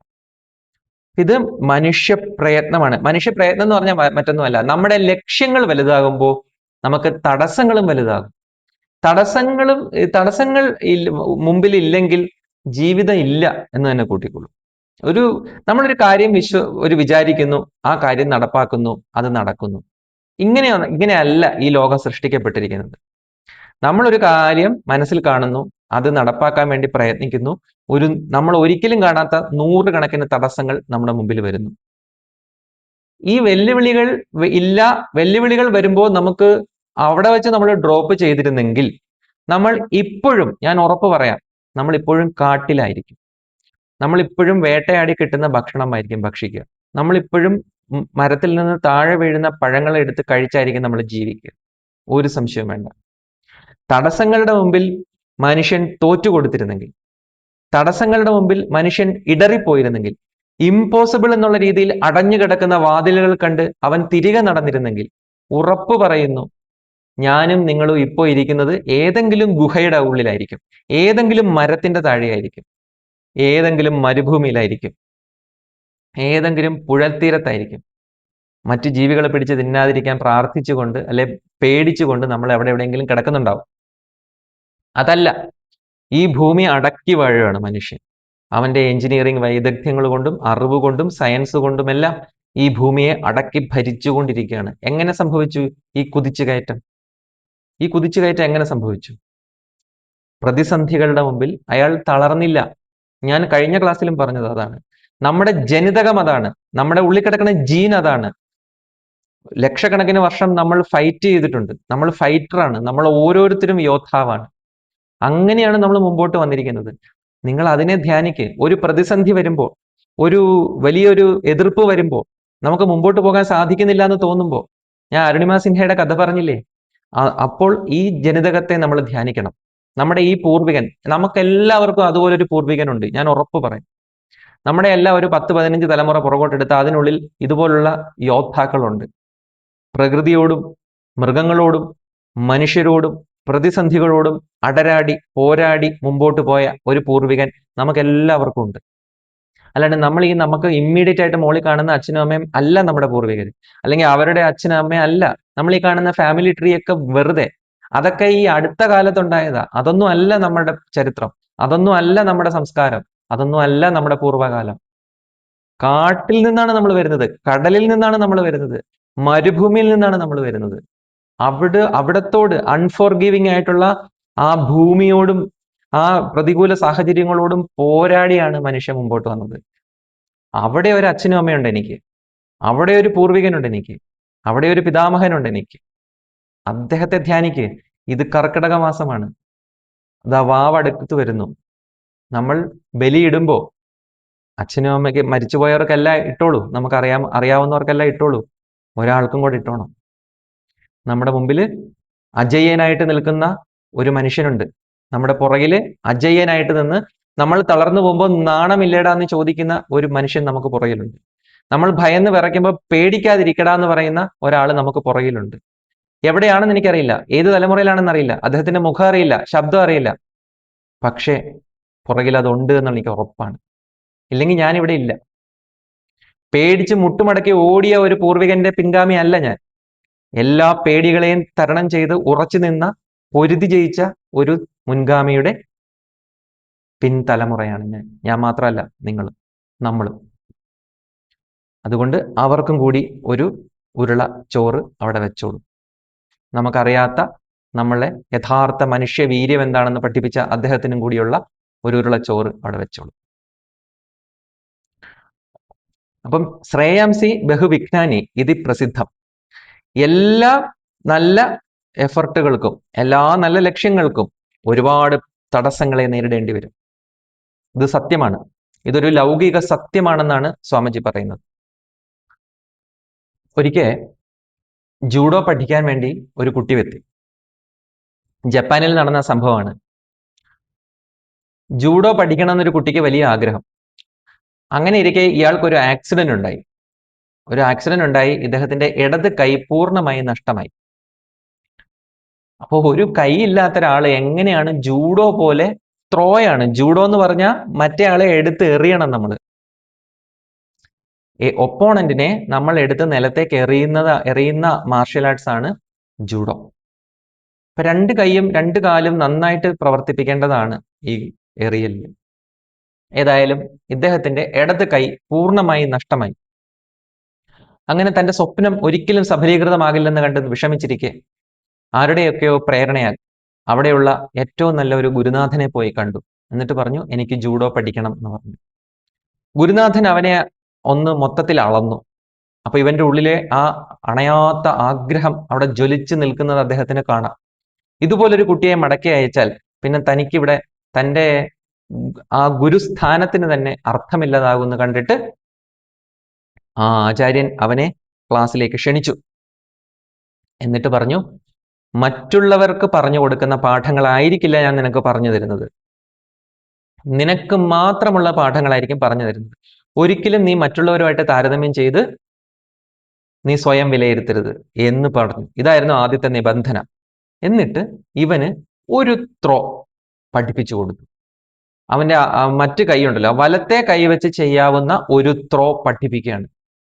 ഇത് പഠിപ്പിച്ചിട്ട് ഇവനോട് പറയാണ്, നീ ഇത് റിപ്പീറ്റ് ചെയ്യും, ഇത് ആവർത്തിച്ചുകൊണ്ടേയിരിക്കും, മറുത്തൊന്നും ചോദിക്കരുത്. നീ ഇത് ഞാൻ പറയുന്നത്രയും സമയം, പറയുന്നത്രയും കാലം ഞാൻ ഈ പഠിപ്പിച്ചു തന്ന മുറ നീ ആവർത്തിച്ചു കൊണ്ടിരിക്കണം, മറുത്തൊന്നും ചോദിക്കരുത് എന്ന് പറഞ്ഞു. ഇയാള് അത്രയ്ക്കും ഡെഡിക്കേറ്റഡ് ആയിട്ട് വന്ന ഒരു ശിഷ്യനായതുകൊണ്ട് മറുത്തൊന്നും ചോദിച്ചില്ല. ഇദ്ദേഹം തന്റെ ഗുരുവിന് സമ്പൂർണമായി സമർപ്പിച്ചുകൊണ്ട് ഈ ഒരു കൈ കൊണ്ടുള്ള ത്രോ വീണ്ടും വീണ്ടും ആവർത്തിച്ച് പരിശീലിച്ചു കൊണ്ടിരുന്നു. മാസങ്ങൾ പരിശീലിച്ചു, വർഷങ്ങൾ പരിശീലിച്ചു, മറുത്തൊന്നും ചോദിച്ചില്ല. ഇപ്പൊ നിങ്ങൾക്ക് ഒരുപക്ഷെ കരാട്ടെ കിഡ് എന്ന് പറയുന്ന സിനിമ ഓർമ്മ വരുന്നുണ്ടാവും. കരാട്ടെ കിഡിൽ ഇതുപോലെ റിപ്പീറ്റ് ചെയ്ത് അതുപോലെ ഇദ്ദേഹം ത്രോ പരിശീലിച്ചു കൊണ്ടേയിരുന്നു. ഏതായാലും അവിടെ വലിയൊരു ടൂർണമെന്റ് നടക്കപ്പെട്ടു. ആ ജപ്പാനിലുള്ള മുഴുവൻ ജൂഡോ വിദ്യാർത്ഥികൾക്കും ഇടയിലുള്ള ഒരു വലിയ ടൂർണമെന്റ്. ഈ ടൂർണമെന്റിൽ നമ്മുടെ ഗുരുവും ശിഷ്യന്മാരും പങ്കെടുത്തു. അവിടെ നമ്മുടെ ഈ കുട്ടിയും ഉണ്ടായിരുന്നു. ഒരു കൈ മാത്രമുള്ള, വലത് കൈ മാത്രമുള്ള ഈ കുട്ടിയും ഗുരുനാഥന്റെ ഇൻസ്ട്രക്ഷൻ അനുസരിച്ച് പങ്കെടുത്തു. ആദ്യത്തെ റൗണ്ട് കഴിഞ്ഞു. എന്നിട്ട് പറഞ്ഞു, നീ ആ ഒരൊറ്റ മുറ മാത്രം ചെയ്താൽ മതി, വേറൊന്നും ചെയ്യണ്ട എന്ന് പറഞ്ഞു. ആദ്യത്തെ റൗണ്ട് അവൻ വലത് കൈ കൊണ്ട് എടുത്തൊരു ഏറ്, മറ്റേയാള് നിലം പരിശായി. അവൻ തന്നെ അത്ഭുതപ്പെട്ടു പോയി, എനിക്ക് ഇത്രയും ശക്തി ഉണ്ടായിരുന്നോ, എനിക്ക് ഇത്രയും കഴിവുണ്ടായിരുന്നോ. ആദ്യത്തെ റൗണ്ട് കഴിഞ്ഞു, രണ്ടാമത്തെ റൗണ്ട് കഴിഞ്ഞു, pre quarter, quarter final, semi final, final. അവൻ ഈ ഒരൊറ്റ വിദ്യ ഉപയോഗിച്ച് ജയിച്ചു കൊണ്ടേയിരുന്നു. ഓരോ ഘട്ടവും ഈ ഒരൊറ്റ കൈ കൊണ്ടുള്ള ത്രോയിൽ ജയിച്ചു കൊണ്ടേയിരുന്നു. ആർക്കും അത് ഡിഫെൻഡ് ചെയ്യാൻ പറ്റുന്നില്ല, അത് ഡിഫെൻഡ് ചെയ്യാനേ പറ്റുന്നില്ല. ഫൈനൽ എത്തി. ഫൈനലില് ഏറ്റവും നല്ല ഒപ്പോണന്റ് ആണ് അവിടെ ഉള്ളത്, വെൽ എക്സ്പീരിയൻസ്ഡ് ആണ്. അപ്പൊ ഇദ്ദേഹത്തിന് കുട്ടിക്ക് ഭയമായി. പറഞ്ഞു, ഭയക്കരുത്, നീനെ എന്റെ വാക്കുകളിൽ വിശ്വസിക്കണം, നീ ഭയക്കരുത്, ഒരു തരിമ്പ് നീ ഭയക്കരുത്, ഞാൻ പഠിപ്പിച്ചു തന്ന ഇത് മാത്രം ചെയ്താൽ മതി, നീ ഒന്നുകൊണ്ടും ഭയക്കണ്ട എന്ന് പറഞ്ഞു. ബെല്ല് മുഴങ്ങി, ഫൈനൽ മത്സരം ആരംഭിച്ചു. നിമിഷങ്ങൾക്കകം റിസൾട്ട് വന്നു. എതിരാളിയെ മലർത്തി അടിച്ചുകൊണ്ട് ഈ കുട്ടി വിജയിച്ചു. ഈ ഒരു കൈ കൊണ്ട്, വലത് കൈ കൊണ്ട് ആ കുട്ടി വിജയിച്ചു. കണ്ടു നിന്നവർക്ക് അത്ഭുതമായി പോയി. ഇതെന്തൊരു മാന്ത്രികതയാണ് ഈ കാണുന്നത്, അവിശ്വസനീയം എല്ലാവരും പറഞ്ഞു. ഏതായാലും ട്രോഫിയൊക്കെ വാങ്ങി ഇവർ തിരികെ പോവുകയാണ്. അപ്പൊ ഈ കുട്ടി തൻ്റെ ആചാര്യന്റെ അരികിൽ പോയിരുന്ന് ചോദിക്കുകയാണ്, ഇതെങ്ങനെ സാധിക്കുന്നു, ഇതെന്താണ് ഇതിന്റെ പുറകിലുള്ള രഹസ്യം, എനിക്കൊന്ന് പറഞ്ഞു തരുമോ എന്ന് ചോദിച്ചു. എനിക്ക് ഇപ്പൊ അങ്ങ് പറഞ്ഞതിൻ്റെയൊക്കെ അർത്ഥം എനിക്ക് മനസ്സിലാവുന്നുണ്ട്. പക്ഷെ ഇത് എന്നാലും എന്താണ് ഇവിടെ സംഭവിച്ചത്, എങ്ങനെയാണ് ഞാൻ ഇവരെ പരാജയപ്പെടുത്തിയത്? ഇപ്പൊ ഗുരു പറഞ്ഞു, ഇതിന് പുറകിൽ രണ്ട് രഹസ്യമുണ്ട്. നിന്നെ ആദ്യം കണ്ടപ്പോൾ തന്നെ നീ ഇത് പഠിക്കാൻ യോഗ്യനാണെന്ന് എനിക്ക് മനസ്സിലായി. നിന്റെ ഉള്ളിലെ ആഗ്രഹവും എനിക്ക് മനസ്സിലായി. നിന്റെ പരിമിതിയും എനിക്ക് മനസ്സിലായി. ഇടത് കൈ ഇല്ല എന്നുള്ളതായിരുന്നു നിന്റെ പരിമിതി. ഇത് വെച്ചിട്ട് ഞാൻ നിനക്ക് വേണ്ടി മാത്രം ആദ്യമായിട്ട് ഒരു പദ്ധതി, ഒരു കരിക്കുലം തയ്യാറാക്കി. അതിങ്ങനെയായിരുന്നു, ജൂഡോയിലെ ഏറ്റവും ഡിഫിക്കൽട്ട് ആയിട്ടുള്ള ഒരു ത്രോയാണ് ഒറ്റ കൈ കൊണ്ട് എറിയുക എന്നുള്ളത്. അത് ജൂഡോയിലെ ഏറ്റവും മോസ്റ്റ് ഡിഫിക്കൽട്ട് ആണ്. പക്ഷെ അതിന്റെ ഒരു ഗുണം എന്ന് പറഞ്ഞാൽ അതിനെ പ്രതിരോധിക്കാൻ സാധിക്കുകയില്ല. പഠിച്ചെടുക്കുക ബുദ്ധിമുട്ടാണ്, പക്ഷെ പ്രതിരോധിക്കാൻ സാധിക്കുകയില്ല. പ്രതിരോധിക്കാൻ വളരെ ബുദ്ധിമുട്ടാണ്, പഠിക്കാനും ബുദ്ധിമുട്ടാണ്. അതുകൊണ്ട് ഞാൻ അത് നിന്നെ ഇൻഫിനിറ്റ് തവണ ആവർത്തിക്കാൻ വേണ്ടി പഠിപ്പിച്ചു. ആ ഒരൊറ്റ മുറ മാത്രം നിന്നെ പഠിപ്പിച്ചു. അത് ജൂഡോയിലെ ഏറ്റവും മർമ്മഭേദിയായിട്ടുള്ള രഹസ്യാത്മകമായിട്ടുള്ള ഒരു വിദ്യയാണത്, ഒരു കൈകൊണ്ട് എടുത്തെറിയുക എന്നുള്ളത്. ഇനി അതിനുള്ള രണ്ടാമത്തെ രഹസ്യം ഞാൻ പറഞ്ഞുതരാം. അതിനുള്ള ഒരേ ഒരു പ്രതിവിധി, ഒരാൾ നമ്മളെ എടുത്തെറിയുമ്പോൾ അയാളെ തടയാനുള്ള ഒരേ ഒരു പ്രതിവിധി, ആ മനുഷ്യന്റെ, തന്നെ എറിയാൻ ശ്രമിക്കുന്ന മനുഷ്യന്റെ ഇടത് കൈ പിടിച്ച് വളയ്ക്കുക എന്നുള്ളതാണ് ഒരേ ഒരു പ്രതിവിധി. ഇവിടെ നിനക്ക് പിടിച്ച് വളയ്ക്കാനായിട്ട്, എതിരാളിക്ക് പിടിച്ച് വളയ്ക്കാൻ നിനക്കൊരു ഇടത് കൈ ഇല്ല എന്നുള്ളതാണ് നിന്റെ വിജയം. ഇടത് കൈ ഉണ്ടായിരുന്നെങ്കിൽ ഒരുപക്ഷെ നീ തോറ്റുപോകുമായിരുന്നു. നിനക്ക് എതിരാളികൾക്ക് പിടിച്ച് വളച്ച് വെക്കാൻ വേണ്ടി നിനക്കൊരു ഇടത് കൈയില്ല. വലത് കൈ കൊണ്ടുള്ള ത്രോ നീ 1000, 10,000, ലക്ഷം തവണ ആവർത്തിച്ചിട്ടുള്ളത് കൊണ്ട് അത് നിനക്ക് അനായാസം ചെയ്യാനും പറ്റി. നിന്റെ ഇടത് കൈ ഇല്ലാത്തത് കൊണ്ട് അവർക്ക് നിന്നെ ഡിഫെൻഡ് ചെയ്യാനും സാധിച്ചില്ല. അതുകൊണ്ട് നീ വിന്നർ ആകും എന്നുള്ള കാര്യത്തിൽ എനിക്ക് ഒരു സംശയവുമില്ലായിരുന്നു. അപ്പോൾ നോക്കൂ, ഇതൊരു ഇൻസ്പയറിംഗ് സ്റ്റോറി ആയിട്ട് എല്ലായിടത്തും ഉള്ളതാണ്. അപ്പം നമുക്ക് വന്ന ഒരു പ്രതിസന്ധി, വാസ്തവത്തിൽ അത് പ്രതിസന്ധിയാണ്. ജൂഡോ പഠിക്കാൻ പോകുന്ന ഒരാൾക്ക് ഇടത് കൈ നഷ്ടപ്പെടുക എന്ന് പറയുന്നത് ഒരു പ്രതിസന്ധിയാണ്. പക്ഷെ എന്താണ് അതിന്റെ റിസൾട്ട്? എന്താണ്? ഇയാള് ജപ്പാനിലെ നമ്പർ 1 യോദ്ധാവായി മാറി, ജൂഡോ മാർഷൽ ആർട്ടിസ്റ്റായി മാറി. എങ്ങനെ മാറി? ഒരു കൈ കൊണ്ട് മാറി. എങ്ങനെ മാറി? ഇടത് കൈ ഇല്ലാത്തത് കൊണ്ട് ഇദ്ദേഹം ഒരു മികച്ച മാർഷൽ ആർട്ടിസ്റ്റായി മാറി. ഇത്രയേ ഉള്ളൂ കാര്യം. നമുക്ക് ആദ്യം വരുന്നത് ഒരുപക്ഷെ നമുക്ക് എതിരായിട്ടാണെന്ന് തോന്നും, നമ്മളെ നശിപ്പിക്കാൻ വേണ്ടി വന്നതാണെന്ന് തോന്നും, നമ്മളെ തളർത്തിക്കളയാൻ വേണ്ടി വന്നതാണെന്ന് തോന്നും. ഇപ്പോൾ അരുണിമ സിൻഹയുടെ ഒക്കെ കാര്യം പറഞ്ഞു. പക്ഷെ ചിലപ്പോൾ നമ്മൾ അതിനെ വേണ്ട രീതിയിൽ അതിനെ അക്സെപ്റ്റ് ചെയ്ത് മുമ്പോട്ട് പോയി കഴിഞ്ഞാൽ, നമ്മുടെ അണയാത്ത നിശ്ചയദാർഢ്യത്തോടു കൂടി മുമ്പോട്ട് പോകാൻ നമ്മൾ തയ്യാറാണെങ്കിൽ, നമ്മളൊരു യോദ്ധാവാണെങ്കിൽ, തീർച്ചയായിട്ടും പ്രപഞ്ചം അതിനെ നമുക്ക് അനുകൂലമാക്കി തരും, ഒരു സംശയമില്ല. എന്താണോ നമുക്ക് പ്രതികൂലമായി നിൽക്കുന്നത് അത് തന്നെ നമുക്ക് അനുകൂലമായി വരും. ഇത് തന്നെ നമുക്ക് ബ്രൂസ്ലിയുടെ ലൈഫിൽ കാണാം. ബ്രൂസ്ലിക്ക് ഒരു കാലിന് നീളം കുറവാണ്, കണ്ണ് കാണാൻ പറ്റില്ല. ഇങ്ങനെ വളരെ ക്രൂഷ്യൽ ആയിട്ടുള്ള ചില പരിമിതികളുണ്ട് ബ്രൂസ്ലിക്ക്. ബ്രൂസ്ലിയുടെ ശരീരത്തിന് ഭാരം കുറവാണ്. ഒരു മാർഷ്യൽ ആർട്ടിസ്റ്റിനുള്ള ഭാരമില്ല അയാൾക്ക്. ഇയാൾ ഇതിനെ ഓരോന്നിനെ മറികടന്നത് എങ്ങനെയാ? പരിശീലനത്തിലൂടെ. അദ്ദേഹം പറയുമായിരുന്നു, എനിക്ക് ഒരു കാലിന് നീളമില്ല, മറ്റേ കാലിന് നീളമുണ്ട്, ഞാൻ അതെന്റെ ലോങ്ങസ്റ്റ് വെപ്പണാക്കി മാറ്റിയെന്ന്. അദ്ദേഹം പറയാത്ത, എനിക്ക് നീളം കൂടുതലുള്ള ആ കാലിനെ ഞാൻ എൻ്റെ ലോങ്ങസ്റ്റ് വെപ്പണാക്കി മാറ്റി. എന്നിട്ട് ഞാൻ ഇങ്ങനെ പ്രാക്ടീസ് ചെയ്തുകൊണ്ടിരിക്കും. അതൊന്ന്. ഇനി എനിക്ക് കണ്ണിന് ഷോർട്ട് സൈറ്റ് ആണ്, അടുത്ത് വന്നാലേ എനിക്ക് ഫൈറ്റ് ചെയ്യാൻ പറ്റൂ, ദൂരെ നിൽക്കുന്ന ഒരാളായിട്ട് ഫൈറ്റ് ചെയ്യാൻ പറ്റില്ല. അതിനുവേണ്ടി ഞാൻ വിങ് ചുൻ പഠിച്ചു. വിങ് ചുൻ എന്ന് പറഞ്ഞാൽ ഈ കൈയുടെ ഈ ഒരു അകലം മാത്രമേ ഉള്ളൂ. ക്ലോസ് കോമ്പാറ്റ് ആണ്. ഏറ്റവും അടുത്ത് നിൽക്കുന്ന, കുങ്ഫുവിലെ തന്നെ ഏറ്റവും അടുത്ത് നിൽക്കുന്ന ഫൈറ്റ് ആണ് വിങ് ചുൻ. പിന്നെന്താണ്? എനിക്ക് മസിൽ ഇല്ല, അതിനുവേണ്ടി ഞാൻ മസിൽ ബിൽഡപ്പ് ചെയ്തു, ശരീരത്തിന്റെ ഭാരം ഞാൻ വർദ്ധിപ്പിച്ചു. അങ്ങനെ ഞാൻ ലോകത്തിലെ ഏറ്റവും മികച്ച മാർഷ്യൽ ആർട്ടിസ്റ്റായി മാറി എന്ന് ബ്രൂസ്ലി തന്നെ പറയുന്നു. അപ്പൊ അദ്ദേഹം പറയുന്നത്, നമ്മുടെ പരിമിതികളെക്കാൾ എപ്പോഴും വലുതായിരിക്കും നമ്മളുടെ സാധ്യതകൾ. നമ്മൾ സാധ്യതകളിലേക്ക് ശ്രദ്ധിക്കാമെങ്കിൽ നമ്മുടെ പരിമിതികൾ നമുക്ക് അനുഗ്രഹമായി മാറും. നമുക്ക് എന്താണോ എതിരായിട്ട് വന്നത് അത് നമുക്ക് ബ്ലെസ്സിങ് ഇൻ ഡിസ്ഗൈസ് ആയിട്ട് മാറിയിരിക്കും. ഇതാണ് ബ്രൂസ്ലി പറഞ്ഞു തരുന്ന പാഠം. ഏതായാലും നമുക്ക് തൽക്കാലം ഈ 2 സൂത്രത്തിൽ നമുക്ക് തൽക്കാലം ഇന്നത്തെ ക്ലാസ് നിർത്താം. ഇനി നിങ്ങളുടെ ഓരോരുത്തരുടെയും സമയമാണ്. ഇന്ന് നിങ്ങൾ പഠിച്ചതിൽ നിന്നും കേട്ടതിൽ നിന്നുമുള്ള കൂടുതൽ കാര്യങ്ങൾ നിങ്ങൾക്ക് ഇവിടെ പങ്കുവയ്ക്കാം.